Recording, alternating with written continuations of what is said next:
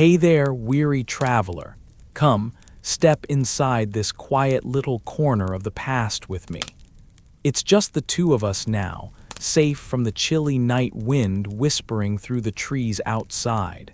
You might have pictured the medieval countryside as a gentle, sun-dappled place, where peasants hum softly while tending their gardens and animals, maybe sharing the occasional loaf of freshly baked bread over a crackling fire. But let me share a different kind of story tonight, one that's softer in tone, but just as real, a story that might surprise you with its quiet weight. You settle down on a worn wooden bench, the faint scent of lingering smoke twining with the damp earth and the subtle, musky aroma of old straw underfoot. The light flickers gently from a nearby candle, casting long shadows that dance slowly on the rough-hewn walls. It's calming here, isn't it? But as you listen close, to the creak of the settling beams, the distant sighs of the evening breeze, you might start to hear another whisper, one faint and steady, coming from deep within these walls of history. Life for medieval peasants was not the quaint, storybook idyll you might expect. It was often harsh, shaped by the unyielding rhythms of the seasons, the relentless demands of the land, and the sharp divisions of medieval society. There was little room for leisure, for dreaming by the hearth, or for anything resembling comfort. The daily grind was not just work, it was a struggle to survive. Imagine yourself waking before the first light of dawn, when the world is still wrapped in darkness and the frost clings stubbornly to the thatch on the roof. Your hands, rough and calloused, press against the cold wooden door of your humble home as you push it open. The air bites softly at your skin, carrying the wet, earthy scent of the soil that you will soon tend. There is no gentle morning stretch here, no slow sipping of tea or coffee. Instead, you move with purpose, your muscles aching from the toil of yesterday and the many yesterdays before that. You step outside, the uneven ground cold beneath your worn leather shoes. The sky above is a muted canvas, the colors of dawn slow to bleed into the horizon. You can hear the low, mournful moo of a cow somewhere nearby, and the faint rustle of dried leaves caught in the straw scattered across the yard. There is no peace in this landscape, only quiet persistence, a world that demands all you can give day after day. This was the reality for the vast majority of people in medieval Europe, not lords in lofty castles or knights in shining armor, but peasants who lived close to the land, often barely holding on. Their homes were small, made of timber or wattle and daub, with dirt floors that absorbed the damp and the chill. Smoke from the cooking fire drifted through a hole in the roof, never quite enough to keep the air clear or the hearth warm. You fill your lungs with the faint, smoky scent, mingled with the sharp tang of animal dung littering the yard, a necessary evil, for it nourished the soil they so desperately depended upon. Food was a constant concern. You never knew what the harvest might bring. Some years yielded little more than rye or barley, often coarse and barely edible, and sometimes not enough to stave off hunger. Bread, when it came, was dark and dense, more a means of survival than pleasure. Meat was a rare luxury, usually reserved for feast days or the wealthy. Most days, your meals might consist of pottage, an unassuming, thick stew of whatever vegetables or grains were at hand, simmered for hours over a low fire. The taste was simple, earthy, sometimes bitter, but it filled the stomach and kept fatigue at bay. Despite the hard work, the peasant's day was not their own. You worked the land not for yourself, but for the lord of the manor, who held rights over your fields and your labor. You owed him taxes and tithes, paid often not in coins but in portions of your meager harvest. This arrangement, known as serfdom or peasant tenure, bound you to the soil like roots, limiting your freedom and choice in most aspects of life. Even when you lay down at night on your straw mattress, the weight of these obligations pressed down as surely as the stars hung heavy outside your window. Illness and injury were constant shadows, lurking just beyond the flickering candlelight. There was no doctor waiting in the wings, no apothecary's shelves filled with remedies. If you fell ill, it was often up to family or neighbors to tend you with herbal teas and whispered prayers. And when the sickness was severe, many simply faded away in silence and solitude, their names erased from the fragile scrolls of history. But life was not only burden and darkness. The small joys, the rough warmth of a fire against the chill, the soft cooing of a newborn child, the quiet companionship of those who shared your lot, these were the threads of light woven through the tapestry of hardship. The seasons marked time not just in work, but in ritual, with festivals and holy days offering brief respite. Moments when the sharp edges of survival softened just enough for laughter and song to slip through. So as you lie down now, your body sinking into the soft embrace of your resting place, let yourself carry this gentle truth with you. The medieval peasant's world was neither romantic nor fair. It was a world of quiet endurance, of whispers in the dark, of lives lived in shadow and soil. Yet within those shadows there was humanity, resilience, and a subtle beauty you might never have imagined. Close your eyes, breathe in the cool night air, and drift slowly into the hush of history's embrace. The story has only just begun. The wind slips through the cracks in the stone walls like a ghostly whisper, cold and restless. You step inside the hut, and the chill wraps around you like a damp cloak, seeping slowly into your bones. The stones themselves seem to hold the cold, each one a silent, unyielding sentinel that remembers every winter's night that has passed. Your breath comes out in soft puffs, misting briefly in the thin air before vanishing into the shadows. The door creaks shut behind you, a hollow sound swallowed almost immediately by the steady howl of the wind outside. It threads through the thatched roof's gaps and rattles the brittle straw scattered across the dirt floor. The scent here is a muted tapestry of earth and smoke, faint traces of last night's fire lingering uncertainly, mingling with the dry, musty odor of straw and worn wool. It's a smell that speaks both of life and weariness, the quiet persistence of survival. You shuffle forward, the uneven floor pressing cold and rough through the thin leather of your boots. Your limbs ache from the day's toil, muscles stiff and joints complaining softly, as if whispering to you to rest just for a moment longer. You approach the bed, a simple pallet of straw tucked into a corner, a fragile island of warmth against the cold stone and creeping drafts. It looks uninviting, almost cruel in its simplicity, but it promises a respite nonetheless. You sit down slowly, the straw rustling beneath you like dry leaves on a forgotten forest floor. It's thin and prickly, but at least it's a barrier between you and the unforgiving earth.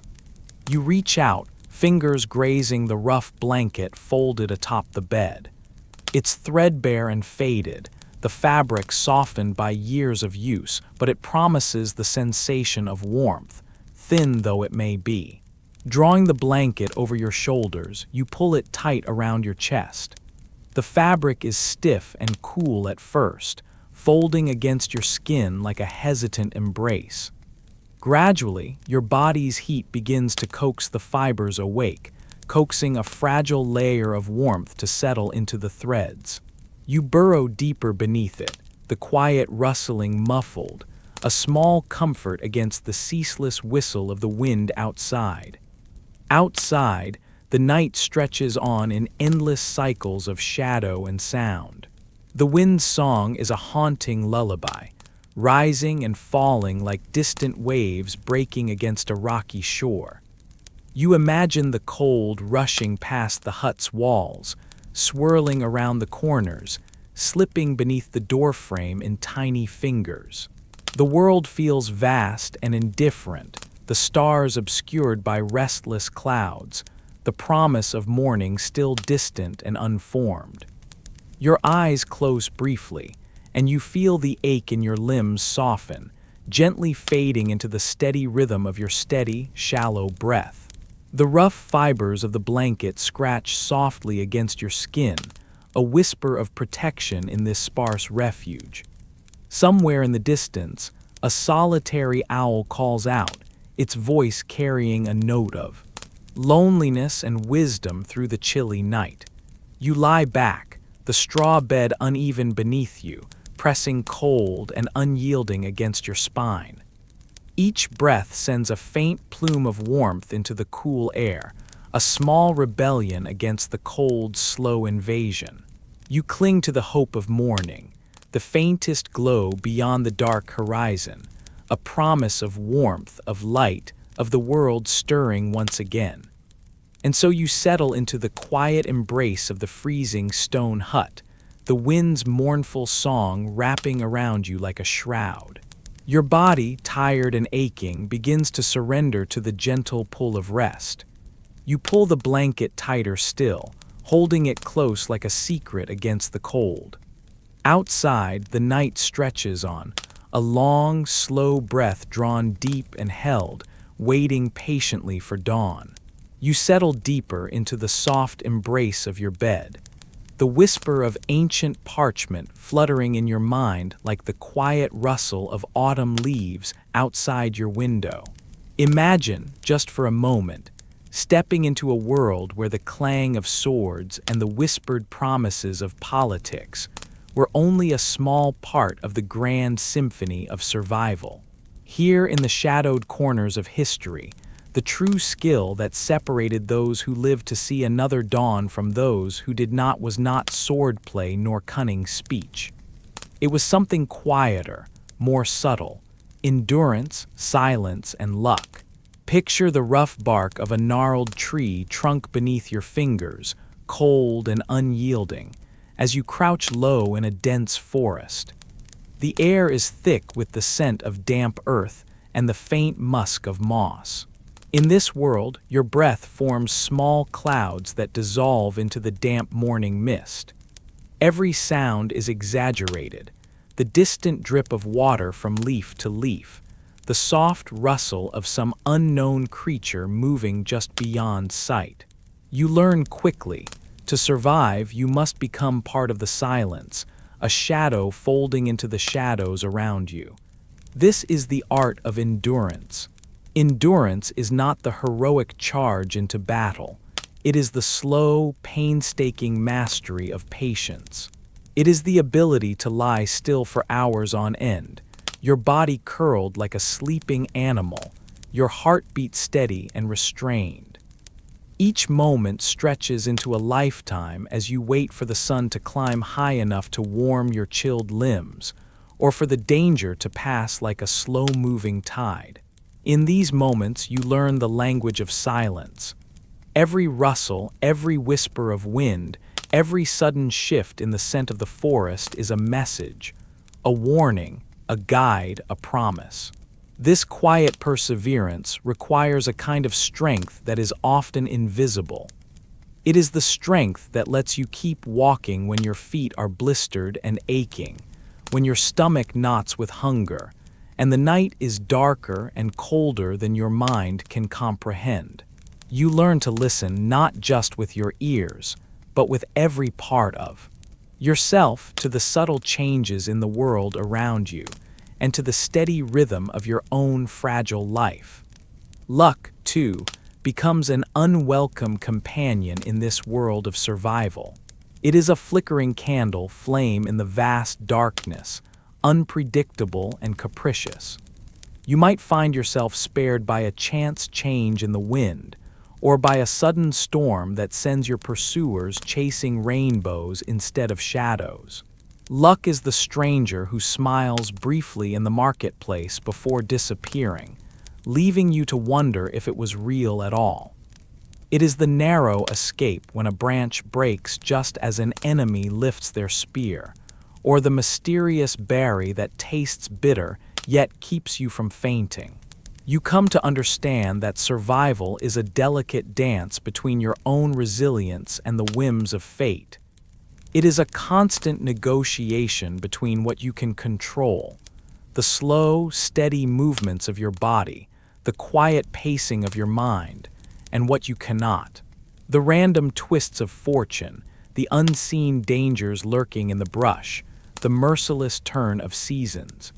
This skill of endurance is not glamorous. It is not the stuff of songs sung by bards or grand tales told by kings. It is the whispered story of the woman who spent 3 days hidden in a hollow tree, listening to the world move without her. Her skin pressed against the rough wood, her breath slow and silent like the settling dust. It is the story of the man who crossed a frozen river on thin ice, step by cautious step, the chill biting through his clothes like tiny needles, until he reached the other side with trembling fingers and a pounding heart. In this quiet realm of survival, the greatest victories are measured not in triumphs over others, but in simply living to see another day. Each dawn is a soft miracle, a gentle promise that you have outlasted the dark. You learn to treasure these small victories, the warmth of the morning sun on your face, the taste of clean water on your tongue, the steady beating of your own heart, as precious beyond all else.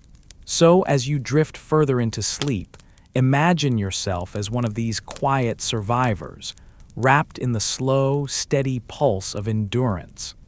Feel the weight of the earth beneath you, the cool hush of the night air against your skin. Let the lessons of silence and patience lull you, like a soft song sung just for you. Because in the end, it is not the clash of swords or the intrigue of courts that carry us through the dark, but the gentle art of enduring, living quietly against all odds. You wrap your blanket a little tighter around your shoulders, feeling the thin fabric barely ward off the chill that lingers in the air. Outside, the wind howls softly, threading its way through narrow alleys and beneath shuttered windows. It slips through cracks in stone walls and slips beneath wooden doors, whispering secrets of a world worn thin by struggle. You stand quietly in this dim, unforgiving light, and the weight of silence presses gently against your skin. Imagine, for a moment, the cold that doesn't just nip at your fingertips or curl under your collar, but seeps deep into your bones. It's a chill born not from the winter alone, but from the hard, relentless grip of hunger and hardship. The kind that lives in the shadowed corners of a stone hearth, where the fire has long since dwindled to fragile embers, and in the empty bowls where warmth and sustenance once dwelled. There's a quiet reverence here, not the kind spoken aloud, but felt deeply. An understanding that even in the barest of times, life perseveres with a soft, steady heartbeat. You settle down on a rough-hewn bench, the wood cool and uneven beneath you. Around you, the air is dense with the mingled scents of damp earth, fading smoke, and the faintest trace of dried herbs tucked away for better days. It is a scent woven from hardship and hope, a tapestry of endurance that wraps around you like a worn cloak. Your fingers trace the grain of the wood, each groove a silent testament to years of use and need. In this quiet, your breath flutters softly, a whispered rhythm in the cold stillness. There's something intimately human about this moment, not the grandeur of kings or the clamor of armies, but the weary reality of those who face the relentless grind of survival every day. The mother who cradles a child with trembling arms, her gaze heavy with exhaustion but full of fierce love. The farmer whose hands are cracked and calloused, etched with the stories of seasons past and crops barely yielded. The solitary figure huddled by what little warmth remains, counting each day not in hours, but in mouthfuls of sustenance scarce as precious gems. You listen closely, and the silence begins to tell stories. The echo of footsteps on frosty dirt paths, the low murmur of voices muffled beneath threadbare scarves, the distant toll of a bell marking time in a world that seems to move slower, or perhaps more painfully. There's a reverence in these sounds, a quiet acknowledgement of lives lived in the margins, where every small act of endurance carries the weight of survival. It is a humbling, almost sacred melody, the music of resilience whispered on the breath of the cold wind. The candlelight flickers softly nearby, casting long shadows that dance lazily on rough stone walls. The flame, small, fragile, holds its ground against the darkness with a quiet determination, much like the people whose lives you imagine here. It is a light not of celebration, but of necessity, an ember of hope kindled in the face of relentless difficulty. You can almost feel its warmth pressing gently against your chilled skin, a gentle reminder that even in darkness, there is the possibility of light. There's a kind of intimacy in this shared understanding across time and space, you standing on the edge of a cold world and those who have shaped it with their quiet perseverance. You reach out, softly, reverently, and touch the intangible threads that bind you to them. The hunger that gnaws at the edges of comfort, the aching fatigue that settles into weary bones, the simple, profound will to keep going. It is a connection made not with grand gestures, but with the silent language of endurance. You close your eyes for a moment, breathing in the cool, heavy air and letting the stories settle gently around you. They speak of hardship, yes, but also of something more, a kind of reverence for the small victories, the moments of tenderness and grace that flicker like fragile candles in the cold. It's a world stripped bare but not broken. A world where every breath, every heartbeat is a quiet act of courage. So here you are, in this quiet, weary place, invited to sit a while with the echoes of those who came before, to feel the weight of the cold and the hunger, but also the steady pulse of human spirit beneath it all. And as you lie back, the chill fading just a little in the warmth of this shared moment, you carry with you a gentle truth, that even in the hardest of times, life whispers on, softly, unseen but unyielding. You step outside into the chill of a medieval winter afternoon, a world muffled under a heavy gray sky. The air is sharp, slicing quietly through the folds of your cloak like a whispered secret you don't quite want to hear. Each breath you take fogs softly in front of your face, a fleeting, ghostly plume that vanishes almost as soon as it appears. The wind, a biting visitor, sneaks in through the cracks of the wooden shutters and the uneven stone walls of your humble home. It hisses like a restless spirit, nudging the brittle branches of leafless trees to sway and scrape against each other in a slow, mournful rhythm. The ground beneath your feet crunches softly, the frozen soil hardened into an unyielding crust. You press your hand to the cold earth, feeling the unforgiving hardness through the threadbare glove. The dampness of the late autumn rains has long since turned to ice, sealing the soil in its frigid grip. It's a silent place, this winter landscape, save for the occasional scraping of a crow's claw or the distant creak of a leaning timber. The fields that once promised grain and herbs now lie barren and unyielding, their promise postponed until the thaw. Inside, the dim space of your cottage feels smaller and colder than usual. The hearth, once a glowing heart of warmth and comfort, is little more than a hollow, dark mouth waiting to be fed. Your fingers fumble through the cupboard, a small wooden cabinet scarred by time and moths, searching for kindling or dry wood. But the shelves are nearly empty, save for a few cracked clay pots that rattle softly when nudged. The cupboards hold more shadows than sustenance, a reminder of harder days and the many mouths they needed to feed. Empty jars whisper of past harvests, now long gone. You gather what you can, twigs dampened by the stubborn winter dampness, curling bark softened by the cold. Even the straw and dried grass feel heavy with moisture, reluctant to catch flame. The scent of old pine mingles faintly with the mustiness of cold stone and earth, an aroma both grounding and weary. You arrange the damp wood carefully in the hearth, your fingers numbed by the cold, tracing over the rough grain and the brittle, peeling bark. The smoke-blackened stones of the fireplace seem to absorb the chill, their surfaces etched with the memories of countless winters survived. You strike the flint, a spark sparks to life, then fades, teasing you with a brief flash of hope. The tinder resists, damp and unyielding, sighing with a faint, smoky breath that refuses to catch. You try again, coaxing the flame gently, like waking a reluctant friend from a deep sleep.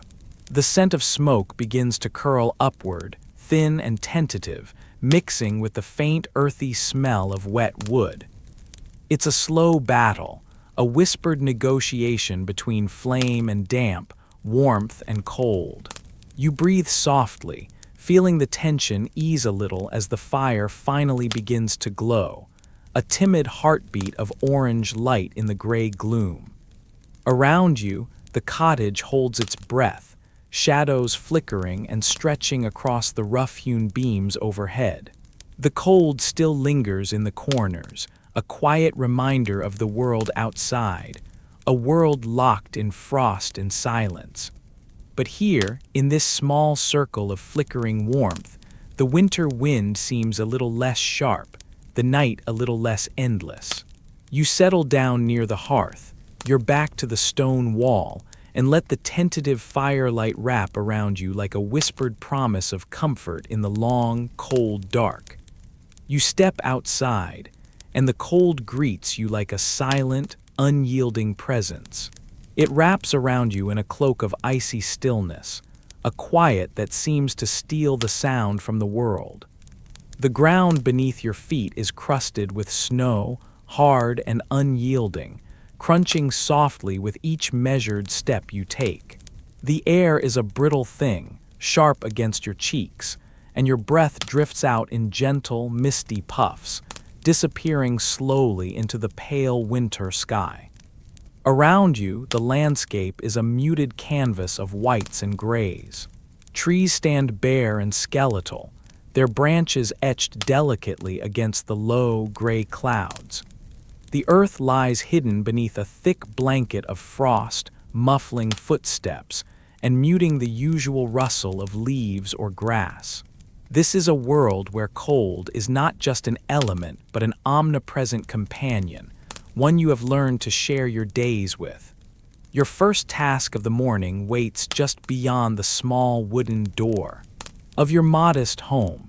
The animals stir, likely uneasy in the chill, their breath forming tiny clouds that hang in the frosty air. As you trudge through the snow, each step requires a deliberate effort, your boots sinking slightly into the soft powder, creating a rhythm of quiet crunches that break the stillness. The path is uneven, and the cold seeps into your bones, threading its way through layers of wool and linen, settling deep in the marrow. You can feel it in the sting of your fingertips and the aches in your knees, a persistent reminder that winter is a slow, steady adversary, one that demands patience and quiet endurance. You reach the small barn, its weathered timbers cracked and frosted with ice crystals that shimmer faintly in the dim morning light. The familiar scent of hay and animals mixed with the sharp, clean smell of frozen earth rises to meet you, a small comfort in this frozen world. You push open the heavy door, the hinges creaking softly like a whisper in the cold air. Inside, the animals huddle together, their bodies warm and soft against the chill outside. You move gently among them, your hands careful as you check their feed and water. The buckets are stiff with ice, the surfaces mottled and cracked, edges glittering like fragile glass. You tap and scrape, breaking the ice to release the liquid beneath, a small act of kindness in this harsh season. Each breath you take here inside the barn feels warmer somehow, mingling with the steady rhythm of animal life. The soft snort of a horse, the low murmur of cows, the gentle rustle as a goat shifts its weight. Yet the cold is never far away, slipping in through the cracks in the wood, swirling in little eddies near the ground, reminding you that winter's grasp is relentless. As you work, you notice the children nearby, their bare feet stark against the snow. Their skin is pale and flushed with the cold, toes pink and chapped, pressing tenderly into the frozen earth. They move with the quiet resilience of youth, small figures bundled in patchwork clothes, their noses red and cheeks shining with frostbite's kiss. They chase each other in slow circles, leaving footprints that vanish almost as soon as they are made. Their laughter is soft and fleeting, carried away by the wind before it can settle, as if the cold absorbs the warmth of their voices. You watch them for a moment, sensing the fragile balance between play and endurance, a delicate dance with the season's harshness. The children's lives, much like yours, are intertwined with the rhythms of survival. Their days are shaped by the need to keep moving, to tend to chores even when the cold bites at their skin and the snow clings to their clothes like silent shadows. They understand, perhaps without words, that here, warmth is earned through motion and care, and that winter demands a steady, quiet courage. You turn back toward the house, the early morning light now a pale slash across the horizon. The snow glistens faintly, the world hushed beneath its soft, unbroken cover. The cold breathes through the landscape, a constant, whispered reminder of the season's dominance. Around you, the frozen buckets, the bare feet of children, the trudging steps through snow. All these are the quiet stories of a day shaped by winter's presence. Cold is everywhere. In the air you breathe, in the touch of the wind, in the frozen earth beneath your feet. It is a slow companion, demanding your attention, your care, your resilience. And as you move through this world, wrapped in layers, carrying water, tending animals, watching children play, you become part of the stillness, the endurance, the soft, persistent heartbeat of life amid the cold. You find yourself in a fragile shelter woven from thick burlap sacks, their rough fibers scratching gently against your fingertips as you pull the layers tighter around you. The faint rustle of the burlap is a quiet companion in the dimness, a soft sound that seems to absorb the cold rather than reflect it. Outside, the biting air is relentless, but here, in this humble fortress, every thread counts. Each layer of burlap is like a whispered promise against the chill, a thin but stubborn barrier holding back the keen edge of winter. You notice the subtle scent of earth and dryness mingled with the faintest hint of sweat, memories of hands that stitched and layered these sacks many times over. It's not a smell of comfort in the usual sense, but rather a quiet testament to human adaptation, a resilience wrapped in fabric that was never meant to be a cozy blanket, but has become one by necessity. You press the burlap closer, feeling the coarse texture, grounding you in this moment where survival is measured in small victories. Beyond your makeshift walls, the night deepens, and with it, the cold seems to gather like a shroud. You can almost hear it pressing against the burlap, a soft, relentless tapping that demands attention. It is in the stillness that you recognize how each fraction of warmth gained is precious. Slight movements, the repositioning of your body, the turning of a head, become deliberate rituals designed to protect the fragile heat your sheltered form holds. From nearby, a faint, earthy scent wafts toward you.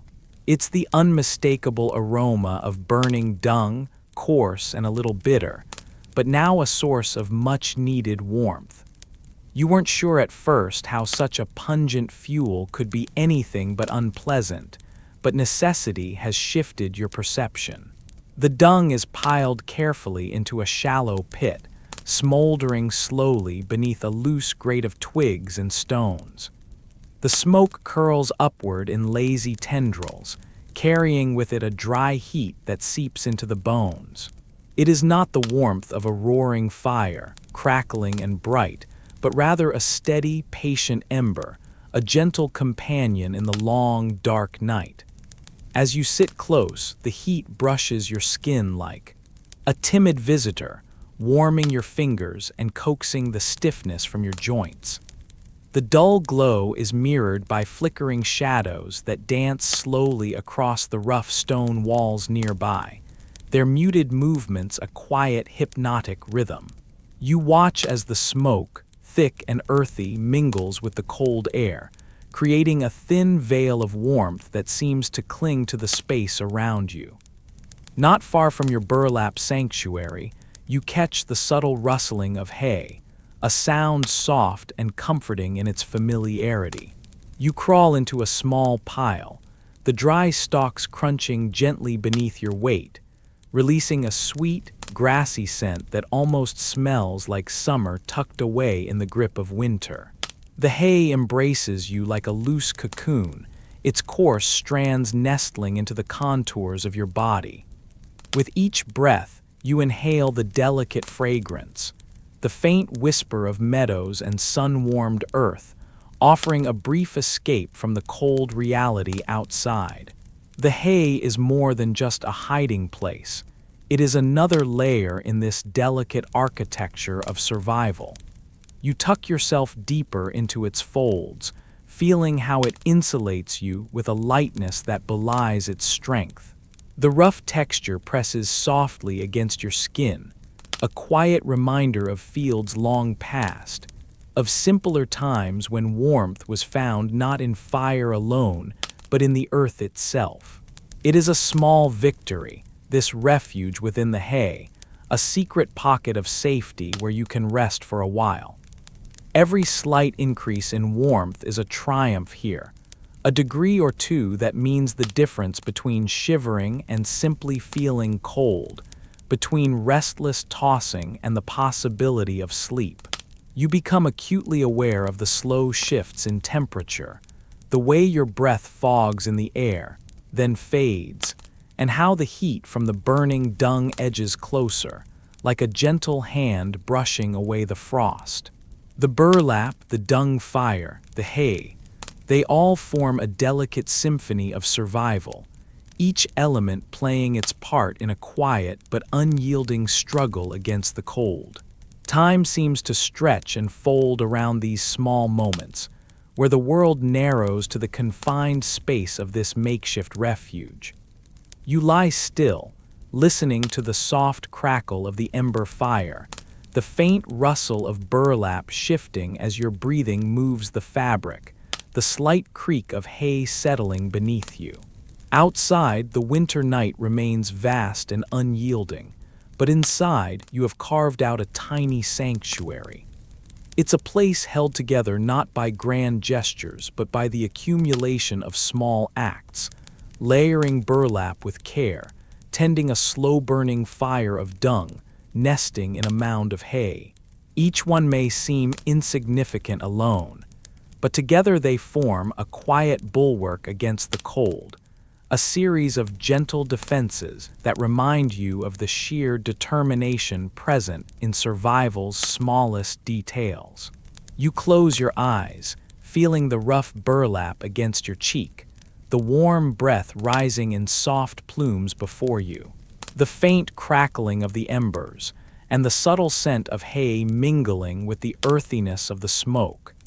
In this moment, your body is cocooned in a delicate balance of discomfort and relief.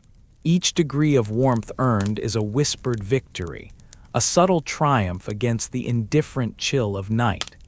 And as you drift toward sleep, these small victories become more than just physical sensations. They become a quiet story of endurance, whispered in the hush of candlelight and the soft sigh of the cold wind beyond. You sit close to the hearth, the faint crackle of burning wood whispering softly in the dim room. The air is heavy with the scent of smoldering pine, and a faint trace of dried herbs hung near the rafters, their aroma mingling with the colder, sharper tang of the winter chill seeping beneath the thick stone walls.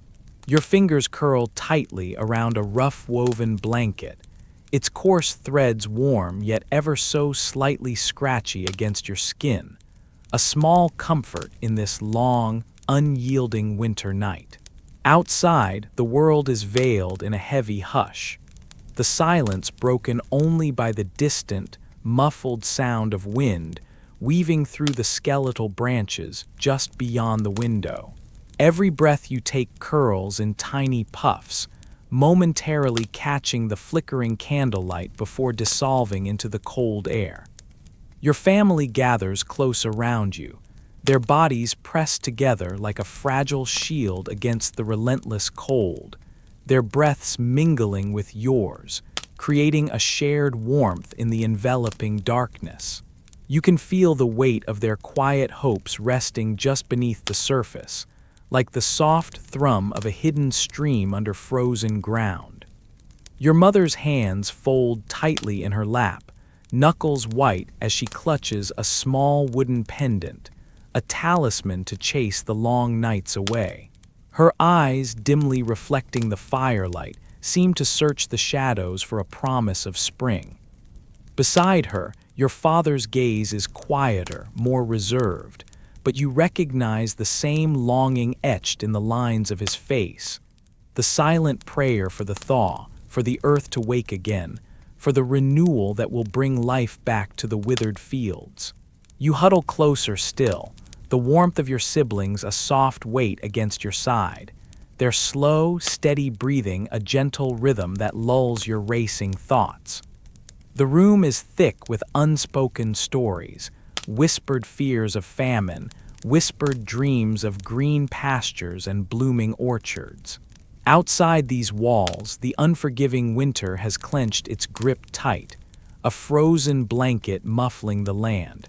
But here, within this fragile circle of flesh and ember, there is a fragile ember of hope. Your eyelids grow heavy, the lull of the firelight casting long, wavering shadows that dance lazily along the rough-hewn beams overhead. You imagine the seasons unfolding like delicate petals, the sharp bite of frost melting into the soft kiss of morning dew, the brittle twigs giving way to tender buds, the earth's slow breath returning, in a gentle, steady murmur. And with these thoughts your heart settles, carried on the quiet tide of shared warmth and whispered prayers. As you lie back against the cool stone wall, the scent of smoke and worn wood grounding you, you feel the rhythm of your family's presence, steady and sure. The world beyond may still be locked in winter's grasp, but here, in this small chamber of togetherness, you are cocooned in the fragile, precious hope of spring's return. And so, wrapped in blankets and shared warmth, you close your eyes, letting the soft shadows and whispered prayers carry you gently toward sleep. You find yourself wandering through a quiet village nestled at the edge of a vast, frost-dusted field. The air is thick with the faint, musty scent of damp earth and decaying leaves, mingling with the subtle whisper of chilly wind weaving through bare branches. It's a time when the sun seems hesitant, rarely breaking through a thick gray sky, and the world feels almost suspended, waiting, holding its breath. The fields around you, once rich with golden waves of grain, now stand ghostly and broken, their stalks bowed low or snapped in the wind, like tired soldiers leaning on one another for support. The soft earth beneath your feet is soggy, unsteady, a muddy quilt wrinkled by the relentless march of rain. You reach out to touch a handful of grain, its familiar roughness oddly softened by a layer of fuzzy mold that clings stubbornly to each kernel. The grain feels damp and fragile, the weight of its rot almost palpable in your palm. For weeks, the villagers have been watching this slowly unfolding tragedy. Each morning, they step outside to face the stubborn reality, their hard-won crops succumbing not to one enemy, but many. The persistent drizzle has invited mold to settle like an uninvited guest, weaving its pale threads across what should have been their sustenance. The grain, once promising nourishment, now seems to threaten illness. It carries the scent of damp stone cellars and forgotten corners, a faint bitterness that lingers unpleasantly on the tongue. Pests have joined the quiet siege as well. You hear the faint scuttling beneath floorboards, the tiny, almost imperceptible chitter of insects feasting unseen. Small, dark beetles burrow into the grain stores, their tiny jaws gnawing through husks and kernels alike. Mice dart silently among the shadows, their whiskers twitching as they nibble relentlessly at the fragile reserves. The villagers' traps and barriers seem powerless to halt this chorus of hungry mouths, and each morning brings the dull ache of discovery. More food lost, more hope ebbing away. Storms have battered the village too, their heavy breaths shaking the timbered roofs, rattling shutters, and sending cold drafts swirling through cracks in stone walls. You can almost hear the wind's relentless lament, as though the sky mourns alongside the people below. Rain pounds relentlessly against thatched roofs, the steady drum like a slow heartbeat marking the passage of dark days. Thunder rumbles distantly, like the low growl of a beast pacing just beyond the horizon, while lightning briefly illuminates twisted, skeletal trees that sway under the weight of the storm. In the dim light of a hearth, you see the villagers gather their scant harvest with trembling hands. They paw through sacks swollen with dampness, lifting handfuls of grain that glisten with the sheen of moisture and the ghostly bloom of mold. There's a careful, almost reverent gentleness to their actions, as if each kernel might be the last link between them and survival. Faces bathed in flickering candlelight are etched with quiet worry, eyes shadowed with exhaustion but still holding onto a fragile thread of hope. The air carries the faint aroma of burning resin and dried herbs, as women and elders chant soft prayers into the smoky night. Their whispered words mingle with the crackle of flames, weaving a tapestry of faith and desperation that drapes over the village like a protective cloak. They pray that the mold won't poison them, that the pests won't consume their last stores, that the earth will soften and yield again in the seasons to come. You lie down on a simple pallet strewn with rough-spun blankets, the coarse fabric brushing gently against your skin, and listen to the quiet murmurs of the night. Outside, the wind sighs through the hollow spaces between houses, carrying with it the faint, bittersweet scent of rot and rain. Somewhere nearby, a child stirs restlessly, perhaps dreaming of golden fields and bountiful harvests yet to come.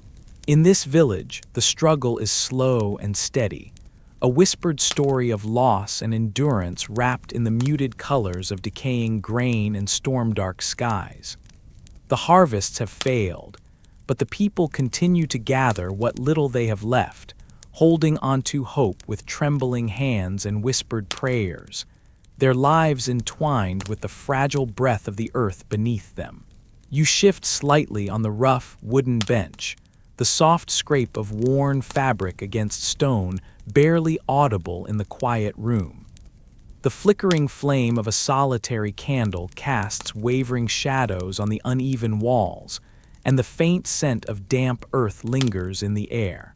Around you, the silence is thick, almost tangible, wrapping you gently, as if the very room itself is trying to hush the hard truths of days long past. Tonight, you're not just drifting towards sleep. You are stepping into the slow, deliberate world of hunger, a world shaped not by abundance, but by absence. In this world, the simple act of eating is a delicate ritual, a quiet negotiation between body and scarcity. The tables, if they exist at all, groan not under the weight of steaming roasts or fragrant stews, but under the humble burden of things barely fit for a feast. Imagine, if you will, the coarse taste of boiled weeds, a stew made from whatever the earth grudgingly offered after a long winter. Picture wandering through frost-bitten fields, hands numb, and fingers trembling, pulling at stubborn roots and leaves that smell faintly of damp bark and cold rain. These bitter greens, scarred by frost and rain, are stripped clean of any vitality, boiled down into a watery broth that stains your tongue with a dull, persistent bitterness. Bread, once a symbol of comfort and plenty, has become a shadow of itself. It's dense, stale, and cracked at the edges, its crumb hard and dry, threatening to crumble under the gentlest pressure of your teeth. The smell is faintly sour, like forgotten cellars and cold stone walls, carrying whispers of wood smoke and age. You bite tentatively, feeling the resistance between your teeth, the way it scrapes the roof of your mouth like dry leaves caught in a slow wind. It fills you barely enough to stave off a hollow ache, but never quite enough to soothe the gnawing emptiness nestled deep in your belly. And then there is the bark. Yes, bark. On the coldest days, when the earth offers no herbs and the pantry is bare, the bark of certain trees becomes a last resort. You might find yourself scraping thin strips from oak or pine, the rough, fibrous texture cracking softly in your fingers. The smell is faintly sharp, resinous, almost like a whispered secret trapped in a forest's breath. Chewing on these strips is not a pleasure. It is a necessity, a slow, meditative endurance of texture and taste. The bark is dry and bitter, its fibers stubborn and unforgiving, but it carries with it the strength of the trees, an echo of resilience, if only just enough to keep you alive. This scarcity is not just a challenge for the body, but a quiet shaper of the mind and spirit. Hunger seeps into dreams like a mist, blurring the warm landscapes of comfort into something colder, more elusive. You lie down on a thin mattress, the straw beneath stiff and scratchy, and close your eyes. Instead of restful visions, your mind drifts to the gnawing emptiness in your belly, a phantom limb that pulses softly but persistently. Dreams become tangled with the aching need for sustenance. A loaf of bread rising golden and warm from an unseen oven, or a field bursting with wild greens swaying gently in the breeze. Sometimes hunger twists dreams into strange and unsettling shapes. You might find yourself wandering in a fog, following the faint smell of bread crusts or the distant rustle of leaves, only to wake up gasping, the hunger still pressing against your ribs. Nights are long companions to this quiet ache, the body's desperate whisper threading through the darkness, soft but insistent. And when sleep finally comes, it is often fragmented, half dream, half waking, like the flicker of candlelight caught in a draught. But hunger is not a solitary visitor. It seeps into the spaces between people, reshaping relationships with a subtle, relentless hand. You notice how the shared meal, often a scant plate of boiled greens or a thin slice of bread, becomes a fragile act of trust and negotiation. Around a rough-hewn table, you pass what little you have, eyes avoiding direct contact, unwilling to admit the depth of your own need. The simple act of dividing food becomes a delicate dance, balancing between generosity and survival. Sometimes, portions are surrendered without a word, a quiet offering of care in a world that feels cold and indifferent. Yet hunger can breed more than empathy. It can twist into suspicion, a shadow lurking beneath shared glances. You see it in the way neighbors clutch their meager stores close to their chests, in the silences that stretch longer than before, in the slight edge to voices once warm. The fear of losing the little you have can turn friendships fragile, kindness measured and rationed. And so, the hunger is both a bond and a barrier, a shared experience that connects but also divides. In the corners of this world, small acts of kindness bloom like fragile wildflowers. A crust of bread slipped quietly beneath a door, a handful of herbs gathered and passed along without ceremony, a whispered promise to share the next hunt or harvest.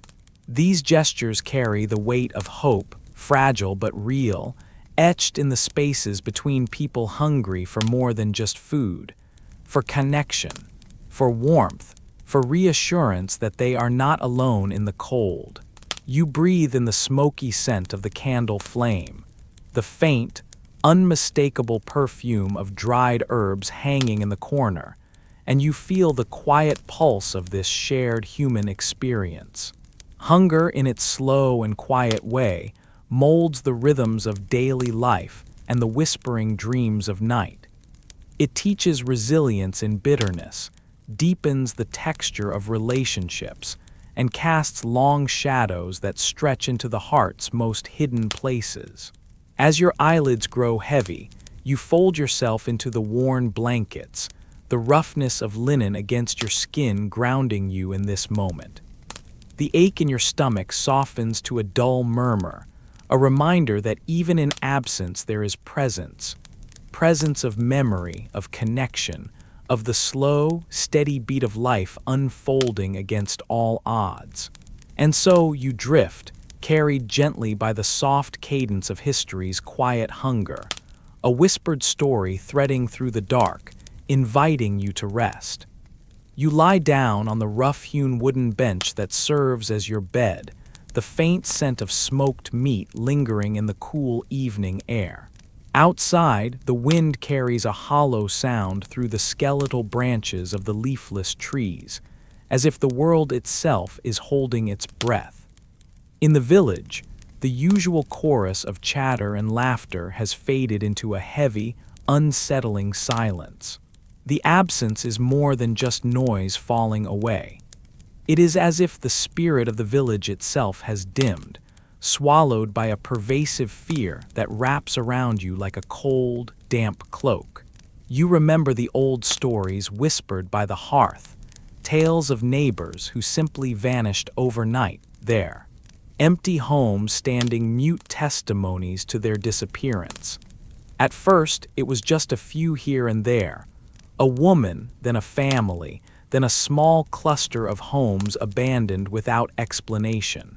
The elders spoke in hushed tones, their voices trembling as they recounted how they had seen shadows moving furtively beyond the edges of the wood, how children stopped playing and started watching the road, hoping for a sign of those who were gone. The cause was always the same, spoken with a mixture of dread and disbelief: hunger. The slow, creeping shadow of famine that stretched across the land like a suffocating fog. Fields once lush and green now lay cracked and barren, the soil hard and unyielding under your fingers. You trace the roughness of the patchy earth, feeling the dryness crumble between your fingertips. The scarcity gnaws quietly but relentlessly, an invisible beast whispering threats of emptiness into the night. You recall the hollow-eyed faces of those who remained, their skin stretched taut over bones like parchment, their hands shaking as they tried to coax life from the stubborn soil or scrape together scraps from dwindling storehouses. There is a haunting quietness to their movements, a slow dragging of feet that echoes the exhaustion in their souls. Conversations are scarce and brief, words clipped and spare, as if speaking too much might summon the hunger itself. Sometimes you hear the faintest whisper, carried on the cold air, a rumor passing from lip to lip, a new story added to the growing tapestry of loss. There was the butcher's boy, they say, who left one dawn with nothing but a small sack tied at his waist, stepping into the forest's edge never to return. Then the old seamstress who was found sitting silently by the doorstep, eyes closed, as if waiting for a visitor from beyond. The most chilling tale is of the family living near the brook, found gone without a trace, their hearth cold and untouched. The fear isn't just of empty bellies, but of the silence that follows. The silence where once there was life, children's laughter, the creak of wagon wheels, the hum of voices sharing news and gossip. Now the absence of sound feels like a warning, a stillness heavy with unspoken dread. You can almost taste the fear in the air, a metallic tang that settles on your tongue when you breathe deep. At night, lying under the thin blanket, you listen closely to the darkness. Every creak, every sigh of the wind is magnified in the quiet. You wonder if the stories are true, if the vanished ones still wander somewhere between the trees, lost in hunger's merciless grasp. The fear of being next coils tightly in your chest, a slow, tightening knot that resists unwinding no matter how much you will it to loosen. You touch the wooden wall beside you, feeling its cool roughness, grounding yourself in the present. The shadows cast by the flickering candle flame dance lazily across the room, their movements hypnotic and slow, offering a strange kind of comfort. Somewhere outside, an owl hoots softly, a lonely sound that seems to echo the village's own solitude. As you close your eyes, your thoughts drift to the fullness of past seasons, the golden fields heavy with grain, the bustle of market days, the warmth of shared meals. The contrast sharpens the ache of what is lost, the stark emptiness that hunger has carved into your life. Yet beneath the weight of fear, a fragile thread of hope persists, woven quietly into the fabric of your thoughts.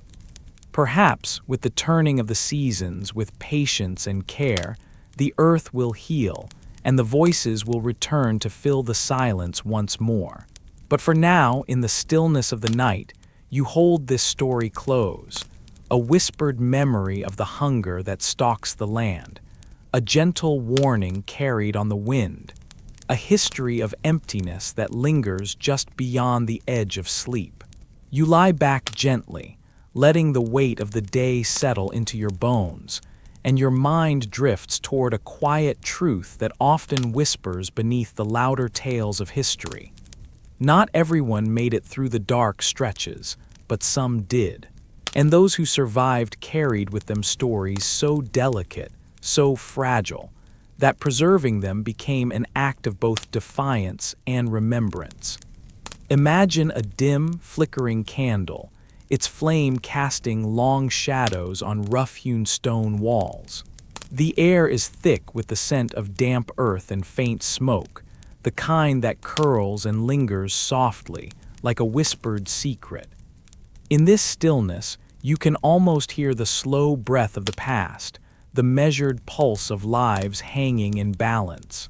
The ones who endured, against cruelty, famine, exile, or war, were not just survivors of events, They were keepers of memory. You step inside an ancient chamber where a solitary figure traces letters on a piece of parchment, the nib of a quill scratching softly, rhythmically.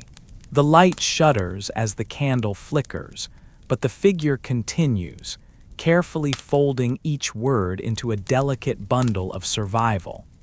These stories weren't boisterous declarations or grand heroic sagas told in booming voices. No, they were often whispered, passed along in hushed tones around firelight, shared between trembling hands.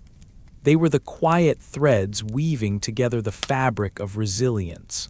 Some tales came wrapped in the scent of smoke from burnt village homes, the bitter tang of salted tears, the rough texture of a faded cloak stolen in flight.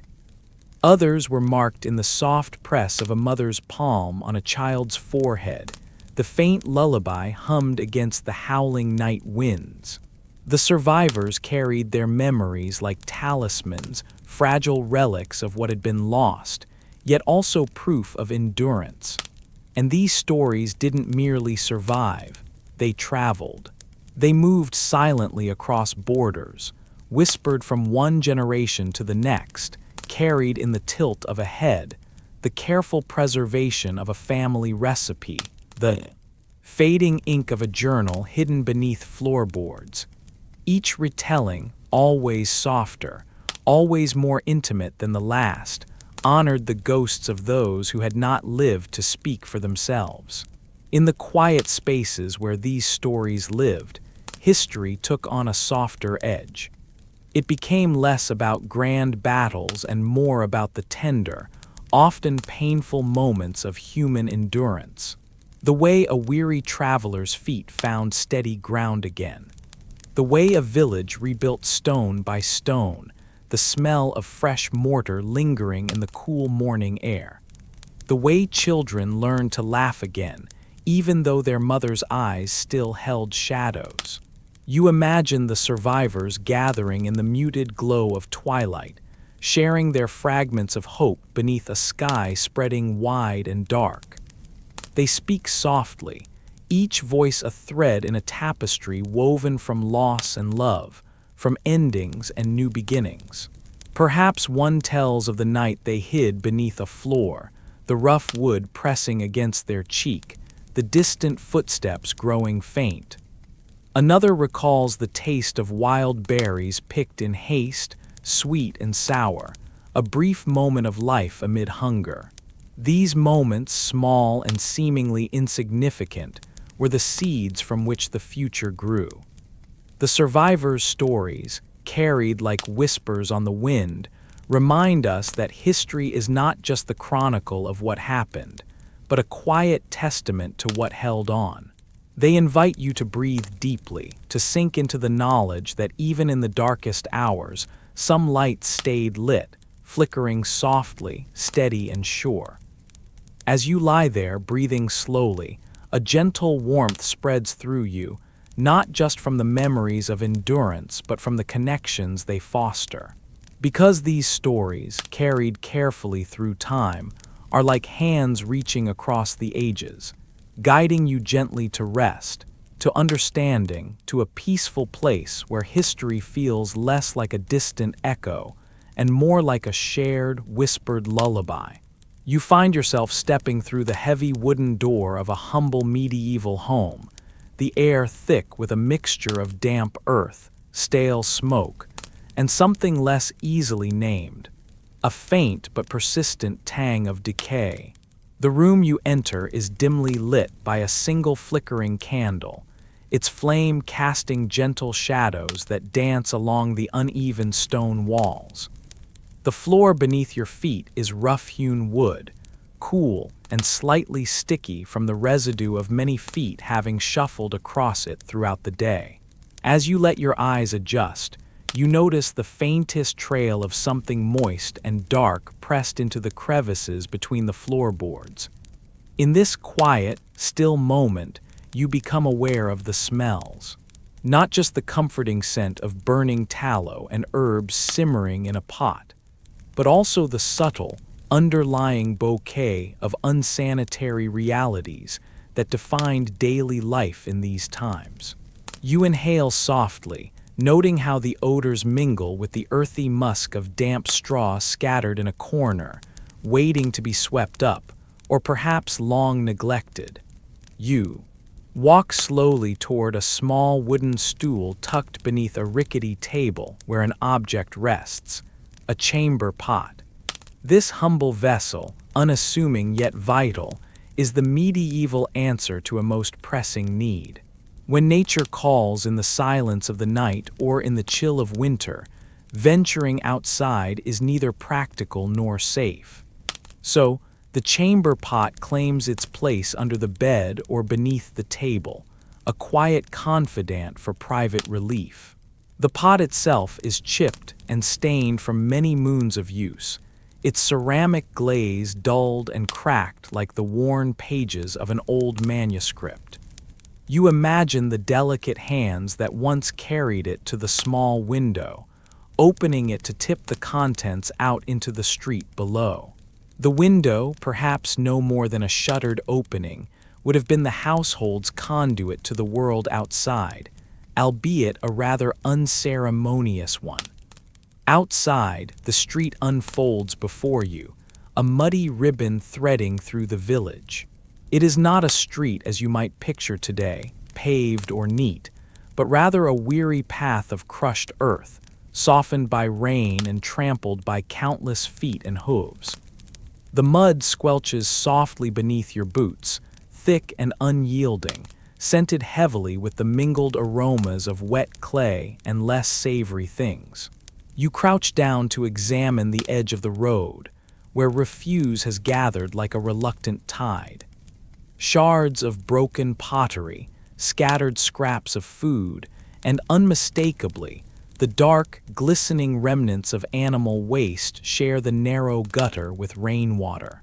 Chickens cluck unhindered, pecking amidst this melange, while a stray dog lazily circles the corner, nose twitching as it searches for scraps.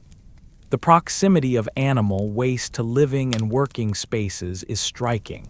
Cattle, pigs, and goats are herded along these very paths or tethered nearby, their earthy odors mingling persistently with those of the inhabitants. You can almost feel the sticky residue left on your shoes, the faint but persistent squish of dung as you tread forward, and you sense how this mingling of human and animal life created a constant, inescapable cloud of scents and germs. Turning back toward the dwelling, you notice that the threshold itself is worn and darkened, the stone rough and porous, stained with countless seasons of rain and mud. At the very edge of the doorstep lies a small mound of refuse, vegetable peelings, broken twigs, and something darker still, the inevitable leakage of chamber pots emptied nearby, or perhaps the occasional, careless discard of waste.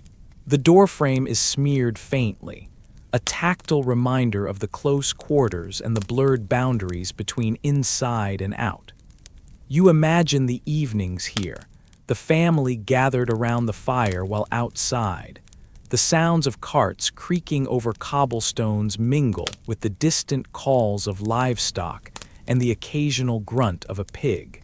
At night, the smell would settle into the bones of the village, weaving through the straw on the floor and rising up into the sleeping spaces.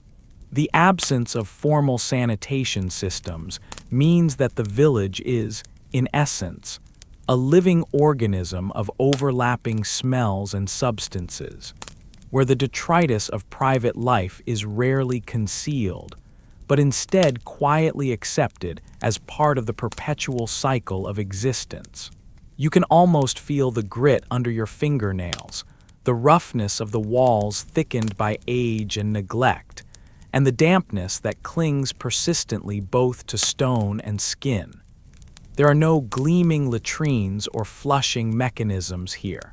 Instead, chamber pots, rudimentary cesspits, and the open streets form the network through which human waste travels, or rather, lingers.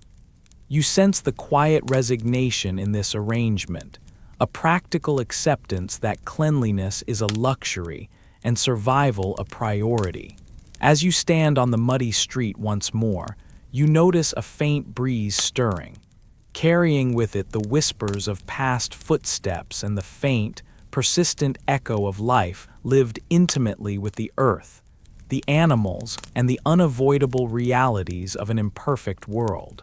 The scent may be sharp, the conditions far from pristine, but in this shared space there is a humble rhythm to it all, a world both strange and strangely familiar. You pause for a moment, the candlelight flickering behind your eyelids, and let yourself sink into this quiet, lingering atmosphere before you gently close the door behind you. You settle deeper into the gentle embrace of your soft bed, the warmth of the woolen blanket whispering against your skin.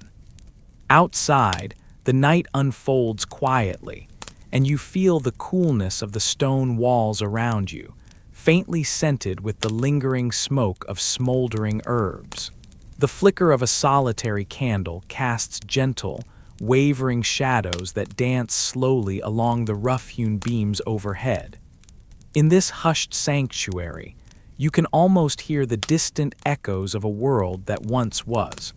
A world where illness was an uninvited companion, always looming just beyond the edge of your fragile human existence. Imagine, if you will, the heavy weight of a lingering fever pressing against the chest of someone long ago. Their breaths come in shallow, uneven waves, each inhale a fragile thread in the tapestry of their fading strength. The air is thick with the earthy smell of damp clay and dried herbs, the only balm in a time when medicine was an art woven from both observation and hope. There were no sterile, gleaming hospitals here, only humble rooms lit by the soft glow of candles, where the lines between life and death blurred beneath the veil of night. When a cough took hold, it was more than just a sound. It was a harbinger of uncertainty. The dry rattle, the sudden gasp, each one a tremor that stirred unease in the hearts of those who listened. Sometimes the cough came with a fever that burned through the body like an invisible flame, wrapping the sufferer in waves of heat and chills, their skin damp with sweat that the linen sheets could not soak away. Their dreams curled and twisted, fractured, by aches and the soft, ceaseless whisper of pain. In those days, the healing arts were a quiet ritual, a delicate balance between nature's gifts and spiritual solace. The room might hold the faint, comforting scent of rosemary or lavender, carefully tied in bundles and hung near the bed to ward off the imagined spirits of disease. The healer, often a woman with hands weathered like aged parchment, would press cool, damp cloths against fevered brows, whispering gentle prayers that seemed to float and dissolve in the still air like smoke from a dying ember. You can almost see the leather-bound book, its pages fragile and yellowed, resting on a wooden table nearby. Within its pages are carefully scrawled notes on poultices of willow bark, the bitter tang of which promised relief from pain, and teas brewed from chamomile to soothe the restless soul. Each ingredient was selected with reverence, gathered at dawn when the plants were believed to hold their strongest magic, their essence imbued with the early morning dew. Cuts and wounds, so common in the daily toil of life, were sources of quiet dread. A simple scrape could become a gateway for infection, an unseen enemy creeping beneath the skin. The touch of a healer's fingers was both tender and practiced, as they cleaned the wound with water drawn from a stone well, cool and fresh, before applying a thick paste of crushed herbs that smelled faintly of earth and moss. Sometimes honey was used, its sticky sweetness a natural barrier against decay, sealing the injury like a whispered promise against the dark. Yet, despite all efforts, death was a shadow that lingered nearby. It moved silently through households, walking beside the living with an indifferent grace. The loss was woven into the very fabric of existence, as familiar and inevitable as the turning of the seasons. Families gathered in quiet rooms where the air was heavy with the scent of incense, and the rustle of linen as loved ones were tended with gentle hands and whispered prayers. You imagine the soft murmur of voices, a lullaby for the dying, drifting into the night like a fragile thread of hope. The mourners' tears fell silently upon cold stone floors, their grief a slow and steady tide that ebbed and flowed with the passing of days. To lose someone was to accept a profound stillness, a moment when time seemed to pause, wrapped in the shroud of loss and remembrance. And yet, amidst the tenderness and sorrow, there was a strange kind of resilience, a quiet insistence of life that persisted in the face of such fragility.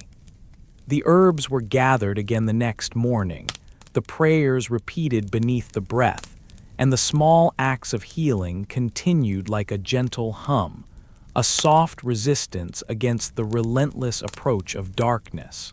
So you lie here now, cradled by the night and the faint glow of candlelight, carried gently on the currents of a time when illness was a constant, and healing was a delicate dance between nature and faith. The rustle of fabric, the scent of dried herbs, the flicker of shadows, all whispers of a world where life and death entwined, quiet and unavoidable beneath the patient gaze of the stars. You step quietly into the small kitchen, the wooden floor creaking softly beneath your bare feet. The air is thick and warm, but it holds a faint chill from the morning's dampness, lingering like a sigh in the corners of the room. Outside, a pale gray light presses against the window pane, softening the outlines of bare branches that scratch gently at the glass. Inside, the only illumination is the amber flicker of a single candle, its flame dancing gently, casting wavering shadows on the rough plaster walls. Before you, an iron kettle rests on the hearth, its blackened surface mottled with years of soot and use. You fill it with water from the clay pitcher, the cool liquid spilling quietly, with a faint splash, into the heavy vessel. The scent of the earth-heavy clay mingles with the faint aroma of burnt wood, a subtle reminder of the fire that you coaxed to life. You crouch beside the hearth, the warmth brushing softly against your skin as you strike flint against steel, sending a delicate shower of sparks into the kindling. A tiny flame catches, timid at first, then grows steadily, licking the iron kettle with creeping tongues of heat. You watch as the water inside begins to stir, tiny bubbles forming along the edges, like secret murmurs beneath the surface. Steam rises in slow, curling tendrils, carrying with it the faint scent of mineral-rich water and the earth from which it came. You inhale deeply, the warmth pressing into your lungs, a small comfort in the quiet room. You lift the kettle carefully with a cloth worn thin from years of use, and carry the steaming water to the sick child lying in the next room. The bed is small, its frame carved roughly from dark wood, worn smooth from countless hands and restless nights. The sheets are heavy linen, soft but slightly stiff with the chill of the morning. Your fingers brush the fabric as you tuck it gently around the child, whose face is pale and flushed all at once, a strange, unsettling mixture. The child's breath is shallow enough to hear the faint rasping whisper of illness in the quiet room. You pour the hot water slowly into a small bowl, the liquid shimmering in the wavering candlelight. The faint scent of steam curls upward, carrying a warmth that seems fragile and fleeting. You prepare a simple herbal infusion, plucking dried chamomile and a hint of mint from a worn pouch nearby. The herbs release a subtle fragrance, soft, calming, earthy, like a whispered promise of relief. You bring the steaming bowl close, allowing the fragrant warmth to brush against your skin and the child's face. The child's eyelids flutter, heavy with exhaustion, and their small hand reaches out trembling to rest on yours. The skin is delicate, almost translucent, and cool beneath your palm, a stark contrast to the heat of the water you've just carried.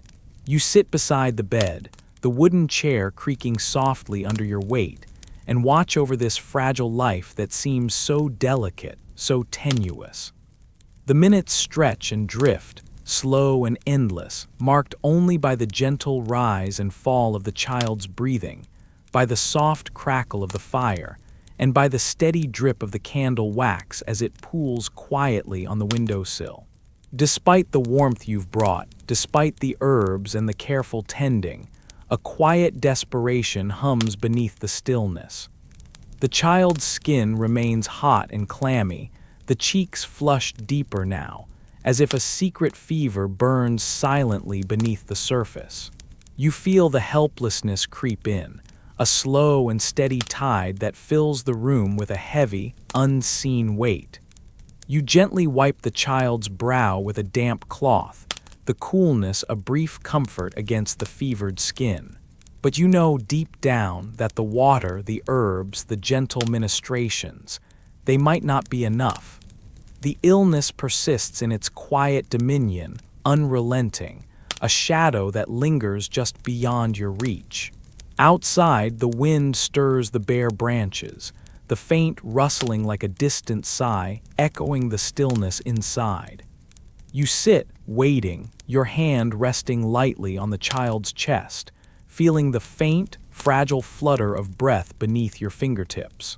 Time stretches, elastic and unyielding, as you wait for the fever to break or for a sign of reprieve. The candle flickers low, its flame dipping and swaying, as if whispering secrets only the darkness can hear. The scent of burning wax mingles with the lingering herbal fragrance, a delicate dance of warmth and cold, of hope and despair. Outside, the light fades slowly, drawing the room deeper into dusk, into a quiet shadowed world where you are left with nothing but the soft, rhythmic sound of breathing and the steady, patient beat of waiting. You are here, present in the stillness, tending in whatever way you can, holding space in a world that feels suspended between breath and silence, between the warmth you offer and the cold unknown that waits beyond. The water has boiled, the herbs have steeped, but still you wait. And in this waiting, there is a strange, somber tenderness, a fragile hope whispered in the flickering candlelight, held gently by the quiet hands of care. You lie down gently beneath the soft, dim glow of a flickering candle, its smoky scent weaving slowly through the quiet air. Outside, the night stretches wide and endless, like a velvet cloak draped over the world, and inside you feel the steady pulse of human hearts beating through centuries past. Here, in this tender moment before sleep gathers you fully, you let your mind wander to those who lived not by grand conquests or roaring victories, but by simply continuing, by enduring, in the hushed shadows of ancient homes, where stone walls held the quiet warmth of hearth fires and the soft murmur of whispered prayers. Life often felt like a delicate thread stretched taut between hope and despair. There was no glory in the daily acts of endurance, no shining crown or resounding trumpet. Instead, there was the slow, persistent rhythm of waking each morning and breathing into the day that had arrived once more. The people who inhabited these times were not legends carved in gold, but everyday souls who navigated the fragile balance between loss and living. Grief was not an occasional visitor, like a passing storm, but a constant companion, like the steady tick of a wooden clock. It settled into the corners of rooms, into the folds of worn cloth, into the softened pages of letters tucked away in chests. You can almost smell the faint trace of lavender or myrrh, used to soothe aching hearts and quiet restless spirits. There was a ritual in sorrow, a quiet dignity in carrying the weight of absence without breaking under it. Imagine a woman in a small village, her hands calloused from years of labor, her fingers tracing the familiar shapes of a child's faded garment. She sits near the hearth, where the flickering flames cast long shadows that dance gently on the walls. Her eyes, heavy with unshed tears, reflect the soft glow, and in her silence, the depth of her endurance echoes louder than words. She does not forget, yet she does not let grief consume her. Instead, she folds it carefully into her day, like a traveler folding a map, knowing exactly where she has been but still needing to move forward. This was the quiet heroism of ordinary life in times when the unexpected was often loss. When illness claimed the strong and young, when hunger nibbled at the edges of abundance, when the future was a fragile dream woven from whispers and prayers. The people did not conquer these trials outright. They persevered by simply carrying on, by waking each morning and tending to what remained. In the cadence of daily chores, baking bread, weaving cloth, tending animals, they found a rhythm that held them steady against the tides of grief. You can almost hear the soft scrape of a quill against parchment, the gentle rustle of pages as a scribe carefully records the names of those who have passed, preserving memory not with grandeur, but with quiet care. In these records and in the murmured stories passed down around flickering fires, grief found a voice, a way to speak without overwhelming, a way to be remembered without remaining trapped in sorrow. The endurance you sense here is like the slow, patient growth of moss on ancient stone walls, unassuming yet unyielding. It whispers to you that survival was never about erasing pain, but embracing it as part of life's intricate tapestry. In this, there is a lesson as soft and persistent as a lullaby, that continuing, day after day, is its own profound act of courage. So as you rest now, with the warmth of the candle's glow gently fading, let yourself carry this quiet reflection into sleep. The understanding that history's heart is not only in the loud tales of conquest and change, but in the silent stories of those who lived on, cradling grief like a fragile flame, keeping the world turning simply by being steadfast in their endurance. You step quietly into a small village nestled beneath heavy gray skies, where the world feels folded in a thick, cold silence. Snow has settled like a soft blanket over every rooftop and field, muffling footsteps and swallowing the usual sounds of daily life.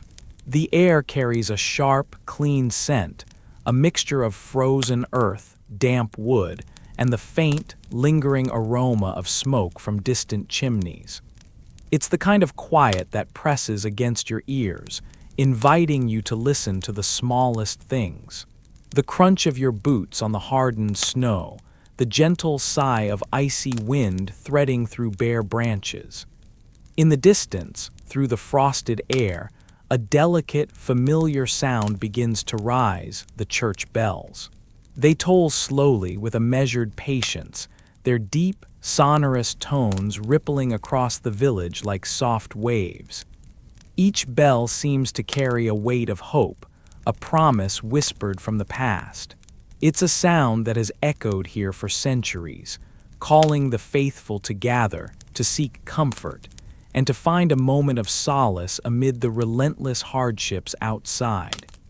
You follow the sound, your breath visible in the cold air, and find yourself at the wooden door of the village church.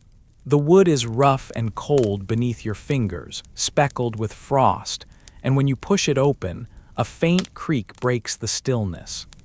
Inside, the air is warmer, heavy with the scent of burning beeswax candles and aged incense. The dim light flickers, casting gentle, trembling shadows across the stone walls and worn wooden pews. The church feels alive in a quiet, sacred way, as if it breathes alongside the people who have sought refuge here for generations. You settle onto a smooth, cold pew, the hardness grounding you as your eyes adjust to the soft glow. Around you, others sit in hushed reverence, their faces calm but marked by the weariness of daily struggles. You can see their hands folded tightly in prayer, some wrinkled and calloused, others trembling slightly with age or cold. The whispers begin, gentle prayers floating through the stillness, a murmured tapestry of hopes and fears, of thanks and pleas. The language is old and familiar, words learned at a mother's knee, repeated so often they become like a lullaby. The prayers rise and fall like waves, each one a secret conversation between a mortal and the divine. You notice how voices soften as the prayers deepen, as if the act of speaking aloud these whispered words brings a fragile kind of peace. It's a ritual that offers a moment of control in a world otherwise ruled by uncertainty and hardship. The candles' flames flicker gently, the warmth from their glow wrapping around you like a soft shawl. The smell of incense, a smoky, sweet fragrance, hangs in the air, delicate and almost elusive. It feels like a bridge between the tangible and the intangible, a sensory thread weaving together earth and spirit. Nearby, the rough stone walls seem to absorb the prayers and hold them close, their cold solidity a strangely comforting presence. You listen as the priest's soft voice rises, telling ancient stories, reminding the congregation of saints who endured suffering with quiet dignity, of miracles whispered in shadows long ago. There is a soothing rhythm in these stories, a slow unfolding that invites you to settle deeper into the moment. The harshness of the outside world seems to fade, replaced by a gentle embrace of shared belief and ritual. Outside, the snow continues to fall, thick and silent, but inside this sacred space, the cold feels less biting.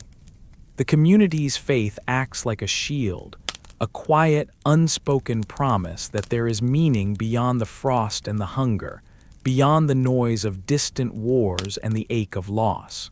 Here in this candlelit sanctuary, life's cruelty softens just enough to be bearable.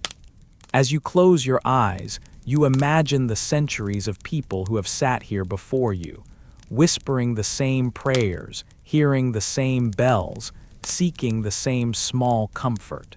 And in that shared silence, you sense a thread connecting you all, a fragile hope, steady and enduring, carried gently on the breath of whispered prayers and the tolling of bells in the snow.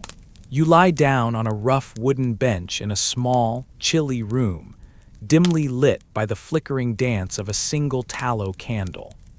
The air is thick with the faint, earthy scent of damp stone and smoldering herbs, a quiet reminder of the thin boundary between the seen and unseen world in this place and time.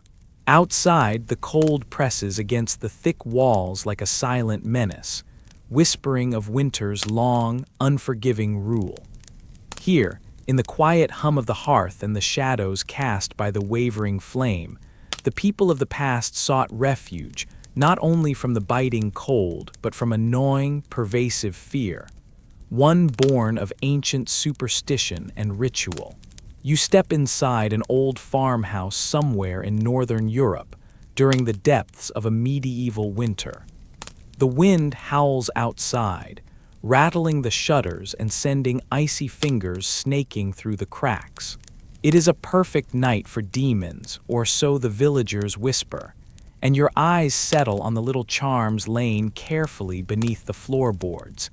Tiny tokens, bundles of herbs, bits of bone wrapped in linen strips. Each charm is a silent prayer, a shield against the dark spirits believed to roam freely in the frost-bitten hours. The frost turns the breath of the world to glass, and with that brittle breath comes a fear as palpable as the cold itself. It is the fear of the unseen, demons slinking through the frozen fields, wraiths lurking inside the inky darkness of the forest's edge, spirits capable of stealing warmth from a house, or worse, the very soul from a sleeping child. You can almost feel their icy presence pressing just beyond the threshold. This fear is not a distant dread, but an intimate companion. It lives in the crackle of the fireplace, in the shadows thrown by the dancing candlelight, in the whispered incantations murmured under breath as a mother tucks her children in for the night. The village's faith is a tangled web of warmth and terror, a fragile truce struck between human frailty and the vast unknown. You crouch beside a hearth, your fingers tracing the rough-hewn stones slick with soot. Here, the family places small bundles of rowan branches and sprigs of juniper, plants believed to hold protective powers. Their scent is faint but persistent, a sharp, piney aroma mingling with the smoky tang of burning wood. It's a small comfort, this scent, as if nature itself offers a balm against the cold and the lurking shadows. Underneath the floorboards, hidden from plain sight, lie other tokens, tiny iron nails driven through scraps of parchment inscribed with cryptic symbols. These are meant to pin demons in place, to trap their malevolent gaze, to keep evil from slipping through walls and into the warmth of the living. Your hand brushes over the rough wood, imagining the slow, careful work of burying these charms, a ritual that must be performed with quiet reverence, lest the spirits themselves be angered. The villagers speak in low tones of the frost spirits, known by many names, some benevolent, others cruel. They are said to sweep across the fields like icy breath, whispering curses that curdle milk, wither crops, and cause the livestock to fall ill. No one dares to venture outside alone after dark during the long winter nights, for fear of being ensnared in their chilling embrace. Faith, in this time, is not a simple matter of pews and sermons. It is woven into every breath, every gesture, every quiet moment. The same faith that offers a prayer for protection also feeds the terror of what might come if the rituals are forgotten or botched. A missed chant, an improperly buried charm, such small errors could unleash a cascade of misfortune, sickness, or worse. You feel the weight of these beliefs pressing on the shoulders of the villagers. There lives a steady dance along the edge of invisible forces. In the dim candlelight, you watch as an elder woman carefully arranges small heaps of salt around the thresholds, the crystalline grains sparkling faintly like frozen tears. Salt, she explains in a voice barely above a whisper, is a boundary, an ancient line that demons cannot cross. The act is slow, deliberate, almost sacred. Each grain is a barrier, each circle a sanctuary.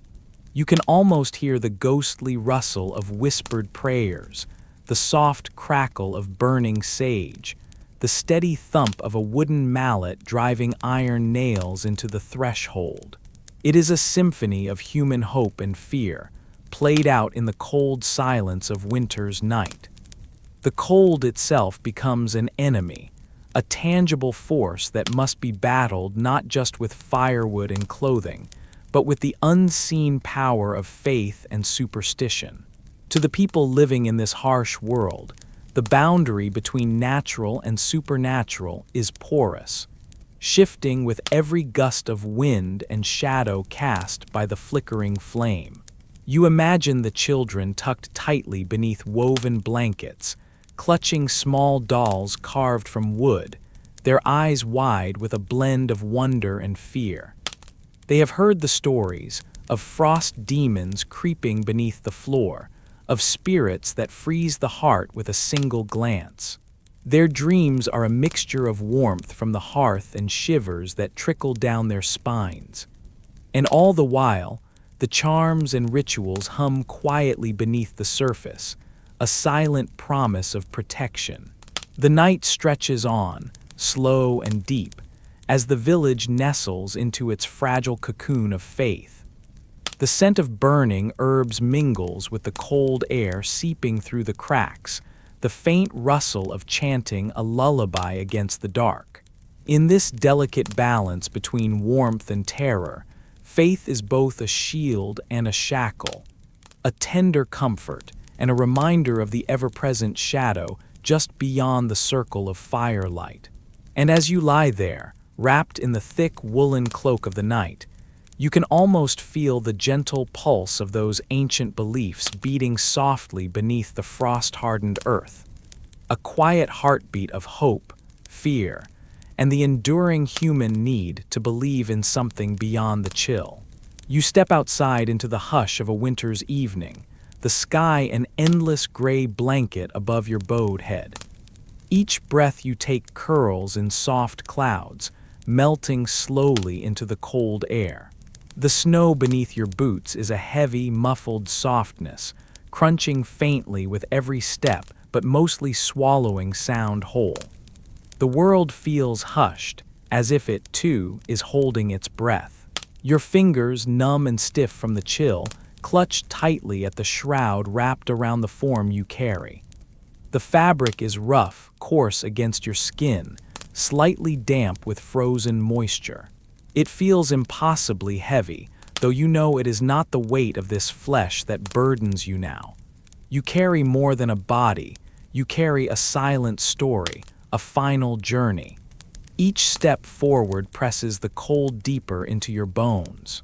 Your boots sink softly into the freshly fallen snow, leaving behind a trail of uneven footprints. The landscape around you is faded and pale, the usual colors of the world dulled by winter's quiet embrace. Bare branches reach out like brittle skeletal fingers against the winter sky, and the faint scent of pine and frozen earth hangs in the air, crisp and sharp. You can feel the coolness of the wind, a slow, whispering breath that tangles in your hair and brushes your cheeks. It carries with it the scent of smoke from distant chimneys, a hint of wood smoke mingling with the cold. Somewhere nearby, a crow calls, a soft, solitary sound, before the silence swallows it again. The path leads you towards a clearing framed by birch and fir, where the ground has been marked out for the last rest. You notice the faint outline of a shallow grave, the earth already turned and softened by the spade. The snowflakes settle gently on the edges, dusting the mound like powdered sugar. You pause for a moment, feeling the weight of the silence pressing down around you. It is not the hollow silence of absence, but a thick, almost tangible stillness that seems to fold you in, like a soft shawl. Your breath is slow, measured, a steady rhythm in the quiet. The numbness in your fingers is creeping upwards, but you hardly notice. Your mind drifts, caught between the sharp cold and the warmth of memory. The shroud shifts faintly in your grip, and you can make out the subtle contours beneath. The rise of a shoulder, the gentle curve of a cheek, the fragile shape of a hand resting lightly against the side. The fabric is tied with simple cords, pulled tight and knotted in a way that speaks of care, even in this moment of sorrow. You lower the body gently into the grave, the snow crunching softly underfoot as you kneel beside the earth. Your hands, still trembling from the cold and the weight of grief, brush the loose soil over the shrouded form, each handful falling with a muted whisper. The soil is cold and dense, the texture gritty and damp beneath your fingertips. As the grave fills, the sound of earth settling against fabric and bone becomes a quiet rhythm, a slow, patient cadence like a lullaby sung by the land itself. The snow continues to fall, soft flakes melting upon the fresh mound, cloaking it in a pure white silence. You straighten slowly, the ache in your legs and back a dull companion to the ache in your heart. A thin, gray cloud of breath escapes your lips, vanishing into the pale light. You take a moment to gather yourself, feeling the stark cold pressing inward, as if the very air is trying to imprint this moment into your being. The world around you seems to hold its breath still, the shadows cast by the low, fading light stretching long and delicate across the snow. You notice the faint rustle of a distant wind through the trees, carrying the soft, ancient scent of moss and birch bark. It is as if the forest itself is leaning in, watching, remembering. Your fingers, now nearly numb, brush a final touch against the rough bark of a nearby sapling, its fragile branches trembling under the weight of snow. The cold wood is rough and steady beneath your skin, a quiet contrast to the fleeting warmth of memory that flickers inside you. You turn slowly, retracing your steps through the snow. Your boots leave a solitary trail, now half filled in by fresh flurries, like whispered footsteps fading into the night. Behind you, the grave rests quietly beneath its blanket of snow, a secret held gently by the earth and sky. As you walk away, the cold wraps around you like a slow, deep exhale. You feel the stillness settle inside you, a quiet, aching peace that carries the weight of loss, but also the soft promise of rest. The snow continues to fall, a gentle hush that blankets the world, and you move forward.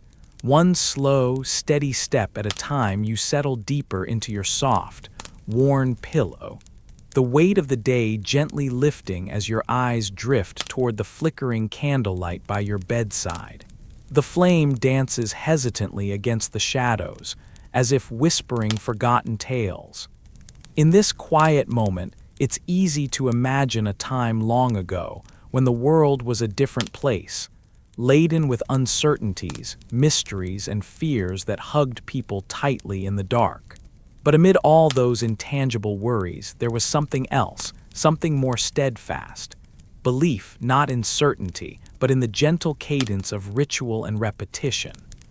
Imagine yourself in a small, stone-walled room somewhere in the ancient world, where the air is cool and thick with the scent of burning incense, resinous, sweet, a little sharp, curling through the beams of morning light slanting in through a narrow window.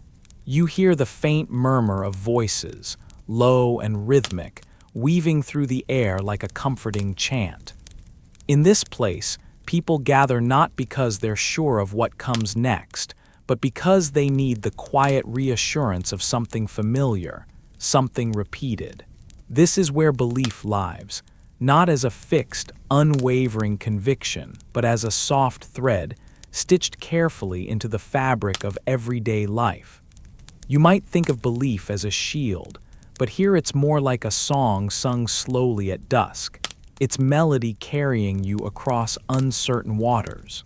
The world outside these walls is unpredictable. Harsh winters that nip at the skin, illnesses whose names are whispers, crops that may or may not sprout. Yet within these rituals, within these repeated gestures, there is a kind of solace. The act of lighting a candle at twilight, of offering a small token at the altar, of tracing ancient symbols with careful fingers upon worn parchment, these are acts of continuity. They don't promise safety, but they promise presence. And in presence, you can find a fragile kind of peace. Close your eyes for a moment. Picture an elderly woman sitting cross-legged on a woven mat, her hands steady despite the tremble of age. Before her lies a shallow bowl of water, shimmering with the reflection of a single flickering flame. She dips her fingers into the cool liquid and draws a pattern in the air, murmuring sounds older than any stone. These words are not declarations of fact. They do not claim to banish misfortune or guarantee harvests. Instead, they are like the soft hum of a lullaby, repeated again and again because repetition itself becomes a kind of faith. And isn't that quietly beautiful? The knowledge that certainty isn't always necessary. That sometimes just the act of doing something familiar over and over can be a lifeline. The repeated ritual becomes a rhythm, a heartbeat anchoring the soul when the world feels adrift. It's not about knowing the future, but about creating a moment of calm in the swirling chaos. Think of the people who lived centuries ago, whose days were shaped by the cycles of the seasons, the sun and the moon, the invisible forces they felt but could not see. Their belief was woven into the turning of the year, into the slow burn of candle wax dripping down ancient holders, into the scent of herbs crushed beneath careful fingers. They didn't always speak of faith with certainty, not like a modern creed printed in bold letters. Instead, faith was a quiet companion, a repetition of gestures that reminded them they were part of something larger, something enduring. You breathe in the imagined wood smoke mingling with the faint aroma of dried lavender hanging from beams. You can almost hear the soft rustle of linen robes, the gentle clinking of metal against stone, the whispers of shared prayers drifted out into the cold night. These shared moments, repeated day after day, week after week, year after year, built a gentle fortress of belonging. Within that space, people found a measure of courage. Not the brash certainty of invulnerability, but the humble courage to face another dawn. In this light, belief is less a demand for answers and more a ritual of presence. It's the soft tapping of a drum marking time, the slow unfolding of a flower in the morning sun, the steady turning of a prayer bead through calloused fingers. Each repetition is a stitch in the vast, unseen tapestry of human endurance. Perhaps you can feel it too, right now, as you lie still, wrapped in blankets, the world hushed all around you. The simple rhythm of your breathing, the gentle pulse of your heart. Like those ancient ceremonies, this moment is a ritual, a quiet act of endurance in the face of the unknown. There is a promise here, not of certainty, but of continuity. The same way that people centuries before you found comfort not in knowing what would happen next, but in the practiced, repeated acts that held them steady. So as you drift closer to sleep, allow yourself to rest in that gentle repetition. In the way the same soft words can be said over and over, not to compel the future, but to welcome it. Let the steady rhythm of your own breath be a quiet. Chant a guardian of calm in the dark, because sometimes belief is not about certainty at all. It is about the simple, slow turning of ritual's wheel, offering a quiet anchor in the swirling sea of life. And that, perhaps, is enough. You settle into a quiet corner of the world, where the night stretches long and deep, swathing everything in its cool, velvet cloak. Outside, the breath of the wind stirs the bare branches, and the faint rustle of leaves whispers secrets just beyond reach. The air is hushed, thick with the stillness that envelops cold, dark nights, as if the world itself is tucking in beneath an unseen blanket. Even in these moments of profound darkness, when the sky above is a vast, ink-stained expanse dotted with distant, flickering stars, people continued to dream. Not in the way of modern dreams, flickering images behind closed eyes or restless wanderings of sleep. No, these were dreams woven from stories, melodies, and legends that wove themselves, thread by delicate thread, through the fabric of the night. You might find yourself in a modest dwelling, the hearth's final embers casting a dying amber glow that pools faintly over the rough, time-worn planks beneath your feet. The pungent scent of smoldering wood mingles with the faint trace of herbs, sage, perhaps twisting through the chilled air in slow, curling tendrils. Above you, the low ceiling beams cradle shadows like old friends, their shapes stretching and contracting as the fire's breath draws slow and low. Around you, voices settle into a whisper, soft and deliberate, their cadence gentle and rhythmic, as someone begins to murmur an old tale, passed down from generations long vanished from memory.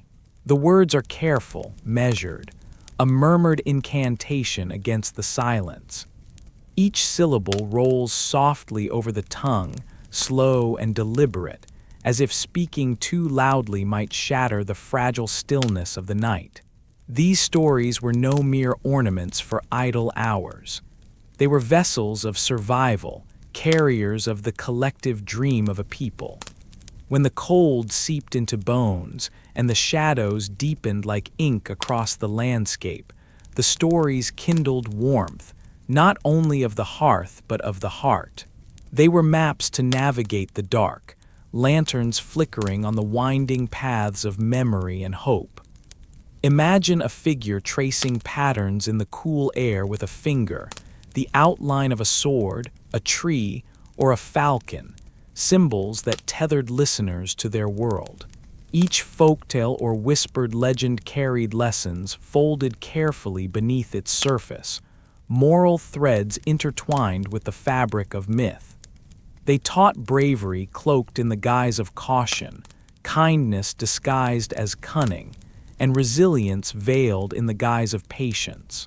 Outside, the chill wrapped around the small settlements, the stone and timber of homes soaked in frost. But within, these stories created a sanctuary. Words were not simply spoken. They were breathed, each one a wisp of flame defying the cold. Songs, too, were drawn out slowly, their melodies a delicate weaving of sound that filled the spaces between heartbeats. Perhaps a gentle hum, soft and undulating, rippling like the slow breath of the earth itself beneath the moon's gaze. The night was a canvas, painted not with light, but with the color of voices and the texture of dreams. You can almost feel the flicker of candlelight against parchment, as scribes or storytellers inscribed tales for those who could see beyond the flickering shadows. These were stories meant to be carried forward, as fragile as the candle flames themselves, but enduring like the stone foundations of their homes. Legends whispered in these cold nights were not mere fantasy. They were threads anchoring people to their place and time, weaving a communal tapestry that bridged the present and the ancient past. They were the lullabies of a world vulnerable to darkness, yet undeterred by it. You lie back on a bed of straw or moss, the chill of the earth seeping beneath your blankets as you listen to those voices, soft and steady, guiding you through realms of mist and mystery. In these moments, even as the night deepens and the cold becomes more insistent, a strange comfort arises. The stories are like quiet companions, their whispers wrapping gently around you like worn wool shawls, familiar and soothing. They remind you that even in darkness, people dreamed. They dreamed not just of dawn, but of worlds unseen, of heroes and monsters, of laughter and sorrow, of the shimmering line between the known and the unknowable. And as your eyelids grow heavy, and the echoes of those distant voices blend with the steady rhythm of your own breath, you drift, carried on the gentle tide of ancient tales, into a sleep cradled by the warmth of shared stories, old as time and as intimate as the night itself. You find yourself wandering through a narrow alley, where the damp air clings gently to your skin like a soft, cold shawl.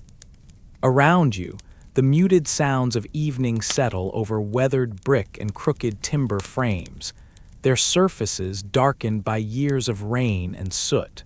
The smell of smoke from a distant hearth mingles with the faint, earthy aroma of damp straw, and the slightly sour tang of fermented cabbage resting in barrels nearby. This is a place where the lives of many unfold in quiet, unremarkable rhythms, lives shaped by hardship and an enduring, if fragile, togetherness. In this world of scarcity, where coin is scarce and the future often looks like an unlit candle, you begin to notice how people move differently here. There's a softness in their steps, a carefulness in their gestures, as if each action is measured against the preciousness of what remains. Hunger is a quiet companion, but it is not met with despair alone. Instead, it shapes a tapestry of shared experience, a delicate web spun from acts of mutual care and tacit understanding. Imagine the hearth of a small, dimly lit room, where the pale glow of a single candle flickers against rough-hewn wooden beams. The air is thick with the comforting warmth of simmering broth. This is the soup, simple, humble, but profoundly significant. Root vegetables, bits of stale bread soaked and softened, perhaps a handful of wild herbs picked from the nearby woods, all slowly melded together over hours of gentle heat. The ingredients may be unremarkable alone, but combined, they weave a quiet magic, a lifeline for those gathered around. You step closer, the sound of ladles dipping into the pot and the soft clink of wooden bowls being passed from hand to hand. Each person's face is illuminated in the candlelight, eyes reflecting both weariness and a flicker of gratitude. It's not just the nourishment that sustains them, but the act itself. Sharing this soup together becomes a ritual, a fragile but vital thread of connection. As the bowls are filled and passed, you notice that words are few. There is a shared silence here, not uncomfortable but deep and knowing. It's the silence that forms when survival is a daily negotiation, and loud complaints would only waste precious energy. Instead, their quietness speaks volumes, a communion beyond speech, where the act of eating together is a statement in itself. Silent but unmistakable, we endure, we have each other. Poverty in this place often feels like a thick fog rolling in and muffling the world beyond. But within this fog, strange and unexpected loyalties take root. People lean on one another not because grand gestures are possible, but because survival demands it.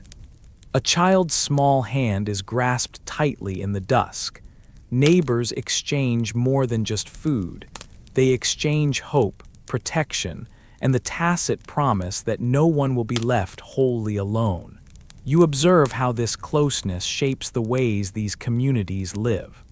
Walls, thin and cracked, scarcely keep out the chill of dusk, but they hold in the warmth of shared breath and whispered reassurances. Clothes are patched again and again, as if the fabric of their lives itself needed mending to hold. In the evenings, doors often stand ajar, inviting in the sounds of other families, other rhythms. The boundary between one life and the next blurs softly, like smoke curling through an open window. In moments like these, the ordinary becomes extraordinary. A loaf of bread split carefully between several hands, a pot of soup shared in measured portions, the quiet nod that says, "I know what this means." The hardships they face forge bonds that are not easily understood by those who have never known such scarcity.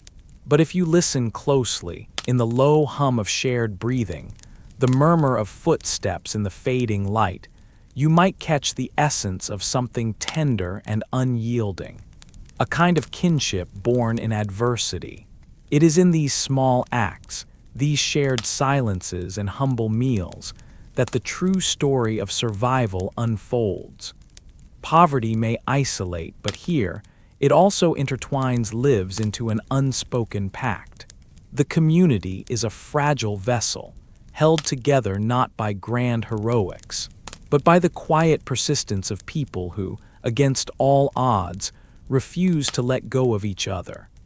As you lie down in your own bed tonight, feeling the weight of blankets and the soft flutter of shadows cast by your bedside lamp, perhaps you'll carry with you the echo of this whispered history, a reminder that even in the darkest corners of human experience, there is a kind of light, faint, flickering but steadfast, born from the simple acts of sharing soup, sharing silence, and sharing survival.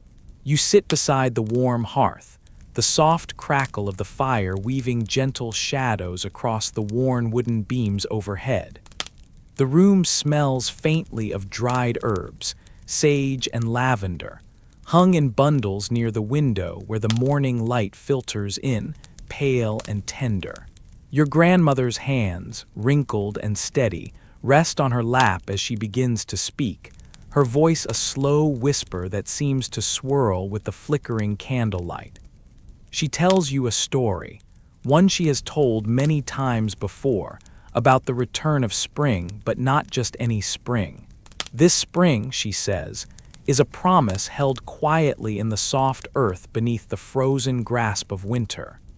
You imagine yourself stepping outside into the muted world of late winter, the ground hard and unyielding beneath your boots, the bare trees standing like patient sentinels draped in moonlight rather than leaves. The wind is a cool sigh, brushing against your cheeks as you walk through the whispering silence of the forest. It is a time when the world seems paused, waiting, holding its breath for something unseen.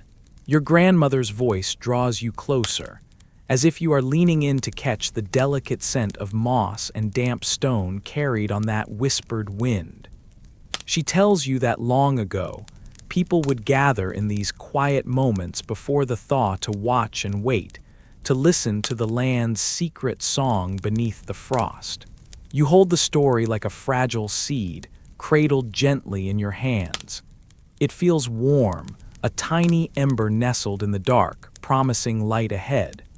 She speaks of the earliest signs, how the snowdrops push through the cold soil, delicate and white like tiny lanterns lighting the hidden pathways.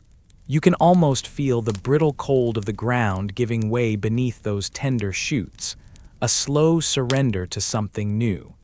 She tells you of the crocus, shy and purple, peeking through the melting snow, a whispered promise that life will return. The crocus is like a secret note tucked beneath the frozen leaves, a message from the earth to your heart. Spring is coming, and with it, a soft awakening. Your grandmother's words are slow and soothing, like the gentle drip of melting icicles outside the cottage window. You imagine the first warm rays of sunlight stretching across the fields, turning frost to dew, each droplet shimmering like a tiny star caught in the grass. She whispers about the songbirds, their cautious return, tentative and unsure at first, as if they too remember the long cold and are testing the air before they sing full melodies again. You can almost hear that distant, fragile chirping carried on a breeze tinged with the scent of wet earth and blossoming buds. In her story, the trees themselves seem to breathe beneath their bark, gathering strength quietly, slow and steady, until one day the buds swell and burst open like soft, green flames against the pale sky. You can feel the rough texture of their branches under your fingertips, warm now from the sun's gentle gaze. Your grandmother's tale is not rushed, and neither is the coming of spring.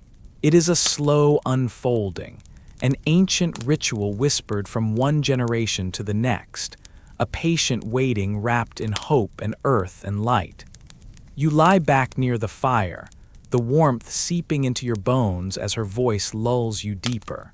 The story is a soft blanket around you, woven with the scents of pine and honey and the faint, comforting smoke of burning wood. You hold this story like a promise, as if it were a quiet charm tucked into your pocket, a secret assurance that no matter how cold or dark it seems, spring always returns. It is there, cradled beneath the frost, waiting for the sun's gentle kiss and the slow, steady pulse of life beneath the surface. And with that, you drift, the memory of crocuses and songbirds and soft green buds blooming quietly in your mind's eye, a tender lullaby woven by your grandmother's voice, a promise of light and warmth waiting just beyond the horizon. You lie back gently, feeling the soft weight of the night wrapping around you like a familiar shawl, the air cool and still, carrying the faint scent of old wood and distant rain. It's quiet now, quieter than it's been for a while, as if the world itself is holding its breath, pausing just long enough for a gentle truth to settle in. Hope, you realize, didn't always need to blaze like a wildfire to matter. Sometimes all it needed was a slow, steady glow, soft, subtle, and patient. Imagine that soft glow as a candle flickering in a quiet room, the flame not roaring or demanding attention, but calmly casting shadows that dance ever so gently on the walls. It's a light that doesn't chase away the darkness entirely, no. Instead, it invites you to lean in closer, to notice the fine textures of the stone, the gentle curve of a wooden beam, the delicate flutter of dust mote suspended in its warm embrace. This kind of light doesn't overwhelm, it whispers. Throughout the long corridors of human history, there have been moments when hope didn't shine with the brilliance of triumph. Instead, it flickered in the smallest acts, a shared smile between strangers in uncertain times, a quiet rebellion of the heart that refused to surrender, a letter folded carefully and tucked away like a secret treasure. These moments, often overlooked, are the gentle embers that kept the night from swallowing everything whole.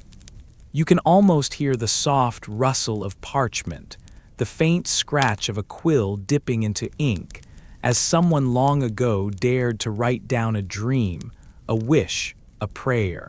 Maybe it was a farmer's wife, waiting by the hearth, imagining a better harvest.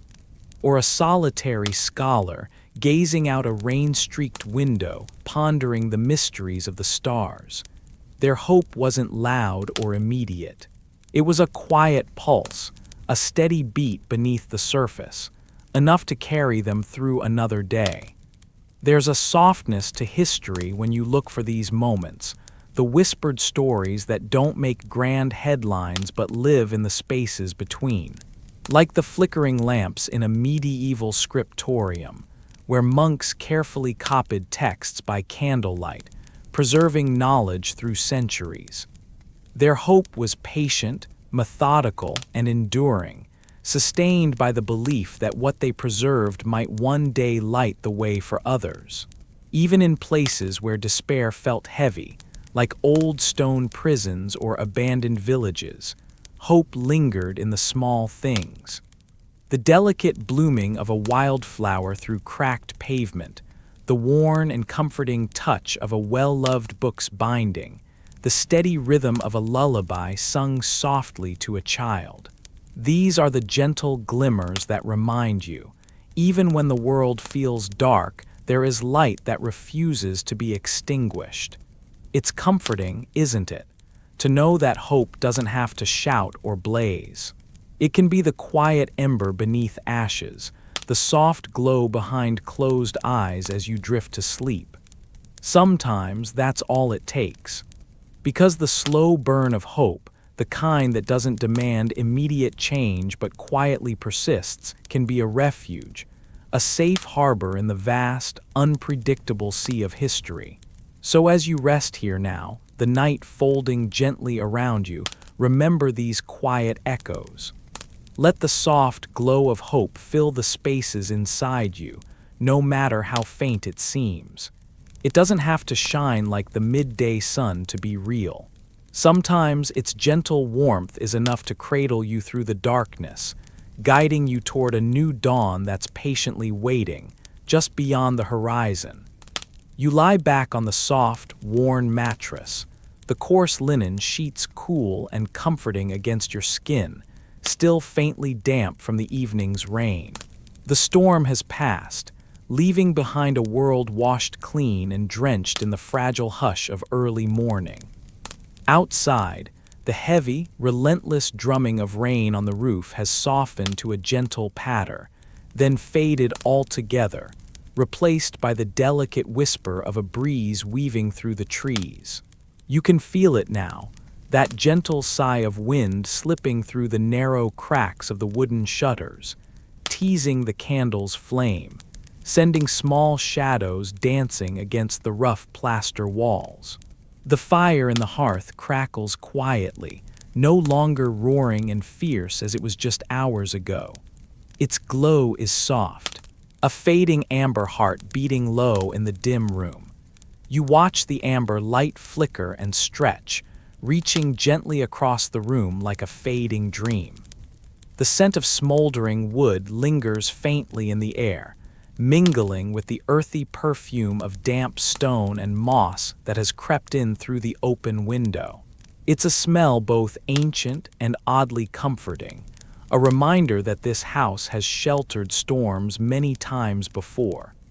You rest your hand on the smooth wooden floor beside the bed, fingertips tracing the concentric rings of a knot in the plank. It's cool beneath your palm, steady and grounding, like the very bones of the house whispering their endurance. Outside, the occasional drip of water falls from leaf to stone, marking time in slow, irregular drops. Here in this quiet refuge, the chaos of the night feels distant now, almost like a story someone else told you long ago. Your breath settles into a steady rhythm, slow and deep, matching the gentle pulse of the room. The candle flickers once more, its flame bowing in the breeze, then straightening, steady and steadfast in the growing dawn. You hear the whisper of fabric shifting softly as the feather pillow beneath your head welcomes you with a familiar embrace. It's a little crooked from the night's restlessness, but it feels like a friend, cradling your head in a softness worn by many evenings just like this one. The storm outside was fierce, a wild symphony of thunder and rain that hammered relentlessly against the walls, but it's over now. The sky is starting to lighten just a fraction beyond the window pane. No sudden bursts of color, just a slow, subtle shift from black to a deep, inky blue. There is a silence now, but not the kind that feels empty or cold. It is the peaceful silence that follows a tempest, the quiet sigh of relief that seeps into every corner. You can almost feel the weight of the storm lifting from your shoulders, carried away on the breath of the wind. You catch the faint scent of smoke still clinging to the air, a reminder of the fire's warmth through the long hours. It's mingled now with a delicate hint of something herbal, perhaps the rosemary sprigs tucked near the hearth, wilting but fragrant. These small details, the smell of burning wood, the taste of rain on the air, the touch of linen against skin, together weave a tapestry of calm that wraps around you like a soft, worn shawl. Slowly, your eyes drift upward, tracing the dark wooden beams overhead. They are scarred and worn, the marks of years, seasons, and storms past. The uneven plaster ceiling seems to lean just a little, as if settling in for its own rest after a long night. You imagine the craftsmen who first raised these beams, strong, silent men who worked by lantern light, their muscles aching, their faces streaked with sweat and charcoal. These walls this room have held, their quiet secrets all this time. As your gaze softens, you notice the candlelight flickering against a small, framed piece of parchment hung near the hearth. Old ink, faded almost to invisibility, hints at words that once mattered deeply to someone here. Perhaps a poem or a prayer whispered in the dark. You wonder if they, too, waited out a storm just like this one, feeling the winds howl outside while seeking comfort in these quiet walls. Your fingers find the edge of the blanket, pulling it gently up to your chest. It's heavy with the kind of warmth that comes from wool spun by hands you don't know but trust. The fabric carries the faintest scent of lanolin and earth, the subtle, honest smell of sheep grazing on distant hills, far from the clamor of human life. It's a simple comfort, but it is enough. Outside, the world is stirring. Somewhere beyond the window, a bird's tentative song breaks the silence, a soft, uncertain melody that grows steadier with each note. It is the fragile sound of morning, a quiet herald of new beginnings. You listen, the notes blending with the muted sounds of dripping water and the sigh of the wind in the trees. Beneath this gentle chorus, your heart slows, your thoughts unfurl like the soft smoke rising from the dying embers. The night's fears, the storm's wild voice, all recede into the shadows where they belong. Here, in this moment, there is only stillness, only the sweet, slow unfolding of dawn. You close your eyes, the last flicker of candlelight warming your lids from within the room. The night's tempest is a memory now, a story told in flashes of lightning and the pounding of rain, but you have made it through. You are safe, wrapped in the quiet sanctuary of this old house, cradled by the whispers of wood and stone and soft, steady flame. As sleep begins to pull you beneath its gentle tide, the world outside breathes with you, a slow, calming rhythm of wind and water, earth and fire fading into quiet rest. You have made it through the night. You lie back gently against the rough-hewn stones, the chill of the evening air wrapping around you like a thin, impenetrable veil. The world has drawn to a dim hush, shadows folding softly into one another, and in this muted stillness, you feel the lingering echoes of a journey that has pressed heavily upon your body and your spirit.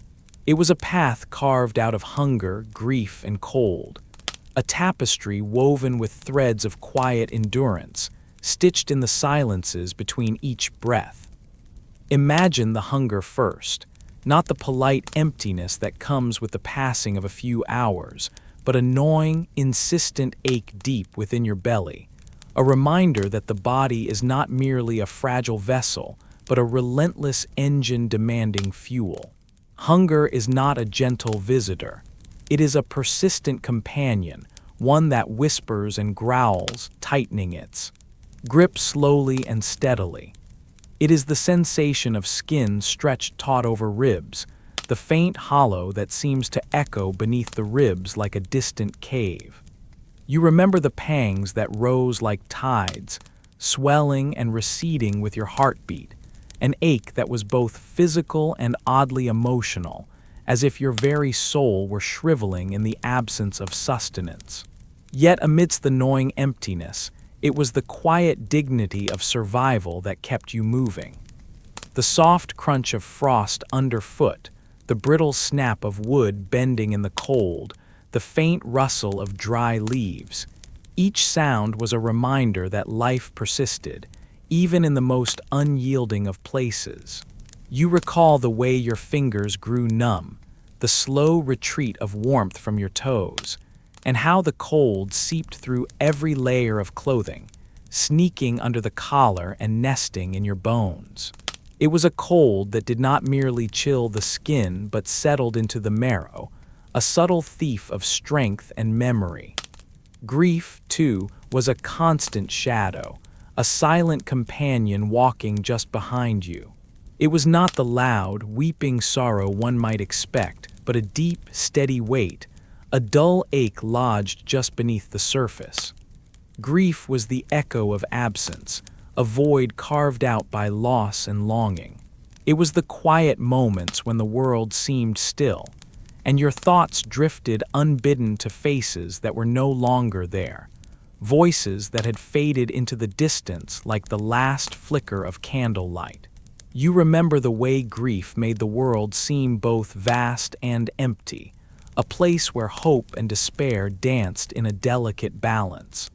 But there, within these harsh elements, you found a reserve of strength that surprised you. It was not a grand or heroic force, but a humble, persistent flame flickering in the shadows. It was the strength that carried you through the long nights, wrapped in threadbare blankets beneath the indifferent stars. It was the quiet resolve that urged you to take one more step, to lift your hand and brush snow from your face, to press on despite the ache of exhaustion. It was a kind of courage not sung by poets, but known intimately by those who have faced the relentless ticking of survival's clock. As you lie here now, you can almost trace the texture of that strength, the way it felt like a thread woven through your very being, binding together the shattered pieces of your resolve. It is the strength of endless small decisions. To rise, to move forward, to breathe in air that stings the lungs, and to hold on to the faintest glimmers of hope. It is the strength that does not demand recognition, that shuns the spotlight, content instead to work quietly beneath the surface, steady and unyielding. You breathe in deeply, the cold air filling your lungs like a whispered promise, and you feel the weight of all that has passed settle into an almost tangible stillness. Hunger, grief, cold, they are no longer just hardships endured but the contours of a landscape that shaped you. They are the silent markers of a journey not easily forgotten, and quietly they have become a part of the story you carry within you. In this calm and quiet moment, you sense the profound resilience of the human spirit, a resilience that does not shout or boast but moves softly, like the slow drip of water carving through stone over centuries. It is the resilience that lives in the breath held steady against the darkness, in the heart that beats gently beneath 1,000 whispered fears. The journey you have traveled is etched into the stillness around you, a delicate mosaic of pain and perseverance. And as you close your eyes, the cold no longer feels quite so biting, the hunger no longer quite so sharp, and the grief becomes a gentle tide, ebbing and flowing with the steady rhythm of your own quiet strength. You settle back slowly, letting the weight of your body sink deeper into the soft, uneven straw beneath you. The roughness, once unfamiliar and sharp, now feels oddly comforting, like a natural mattress fashioned by hands that have long since turned to dust. The faint scent of dried hay wraps around you like a whispered lullaby, mingling with the lingering trace of wood smoke from the hearth nearby. It's a quiet place, this small corner of the world, far from the clang of swords or the shouting of voices raised in anger. There's no need to fight tonight, no urgency to rise or rally or defend. The air here is still, save for the faint rustle of a draft weaving through the cracks in the stone walls. It brings with it a coolness that soothes your skin, a gentle contrast to the warmth radiating from the flickering candlelight on the rough wooden table. Shadows dance slowly, cast by the amber flames, as if the very walls are breathing in time with your steady, calm breaths. In this moment, you can release every tension knotted in your muscles, let the burdens you carry dissolve like mist at dawn. The weight of blame, of fear, of exhaustion, it all falls away as effortlessly as the slow drifting of a feather on a quiet breeze. You don't have to be brave now, you don't have to be strong. Here in the hush of night, you are simply yourself, soft, vulnerable, at rest. Your eyelids grow heavy, the world narrowing to a comfortable blur of muted colors and gentle sounds. The crackling of fire, the occasional creak of ancient timber settling, the rhythmic drip of water somewhere beyond the walls. All these ordinary, unremarkable noises blend into a soothing symphony that invites your mind to wander. They coax you toward the delicate edges of sleep, where dreams begin to unfurl. There's a serenity in surrendering to this quiet. It's a small rebellion against the chaos that can so easily consume you during the daylight hours. You do not need to be the hero tonight, or the survivor, or the champion. Instead, you become a witness to the stillness, a traveler on the soft currents of slumber. Your breathing slows, matching the steady heartbeat of the night, and with each exhale, you let go a little more. Imagine the straw beneath you as a gentle cradle, its fibers lifting you just enough to ease the ache in your back, its faint scent blending with the earthiness of the room.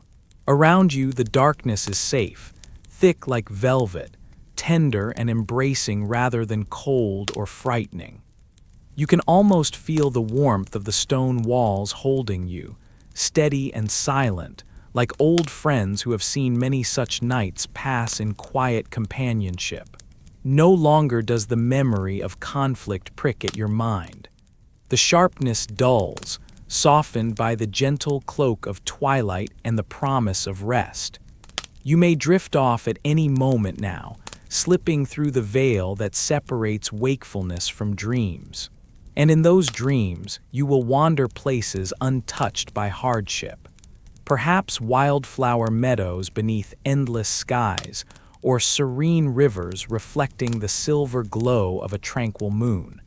Tonight, you give yourself permission to simply be, to rest like the village itself, settled in among rolling hills and whispering trees, breathing softly beneath a canopy of stars. The distant call of an owl, the rustling of leaves stirred by a tender breeze, they lull you deeper into the embrace of night, weaving a tapestry of peace that blankets your weary mind. So you let your thoughts float away, gentle as feathers on still water, and feel your body grow lighter with every breath. There is no fight here, no struggle. Only the quiet, steady pulse of life gently urging you to surrender, to let go, and to drift back into the comforting, timeless world of dreams. You lie down now, gently sinking into the soft embrace of your bed, the coarse yet comforting fabric brushing against your skin like an old, familiar friend. The night has wrapped itself around you like a thick woolen cloak, muffling the distant sounds of the world and holding everything still. Outside, the cold is creeping in, a creeping frost that dances just beyond your window pane, turning the glass into delicate filigree, a lacework of ice that captures the faintest glimmers of moonlight. You feel the quiet weight of the night pressing softly against your eyelids, the subtle whisper of the darkness reaching in, coaxing you deeper into rest. The air in the room is cool but not cruel. There's a faint trace of pine from the hearth, mingled with the earthy scent of worn wood and the faint, lingering aroma of beeswax candles. This mingling of smells wraps around you like a gentle sigh, a private lullaby meant only for you. The shadows in the corners stretch and twist, slow and deliberate like ancient creatures curling up for their own sleep, undisturbed and eternal. The flame's flicker casts a tender glow on the walls, flickering as if it too is whispering secrets. Those quiet, ancient stories that only the night understands. You breathe in, slow and steady, and the world feels held, suspended in a moment no bigger than a sigh. Tonight you are a survivor. You have endured the long, bitter months when the frost threatened to consume everything, when the world outside turned hard and relentless. You remember the sharp crack of ice beneath your feet, the brittle snap of frozen branches, the way your breath hung like a fragile cloud in the air. But not here, not now. Here, within these walls, you are safe. The frost is an outsider, a ghost who cannot cross this threshold. You feel the soft texture of the blanket, woven thick and warm, a silent guardian against the night's chill. It is heavy in the most kindly way, pressing a gentle promise against your body, a whispered shield against the darkness. It reminds you of the hands that made it, the quiet hours spent weaving warmth from thread and care. In a world sometimes cruel and indifferent, there are still these small acts of kindness, these tender moments that hold you. Your mind wanders through the quiet tapestry of memories, laughter around a fire, the soft murmur of voices near the hearth, the distant cry of a lone owl cutting through the night. Each sound is a stitch in the fabric of this place, woven together in hushed tones and gentle echoes. You are part of this story now, a quiet chapter in the endless unfolding of time. Outside, the frost continues its slow, patient dance, but it will not find you here. This is your refuge, a sanctuary crafted from stone and wood, from light and shadow, and the silent promises whispered by those who came before.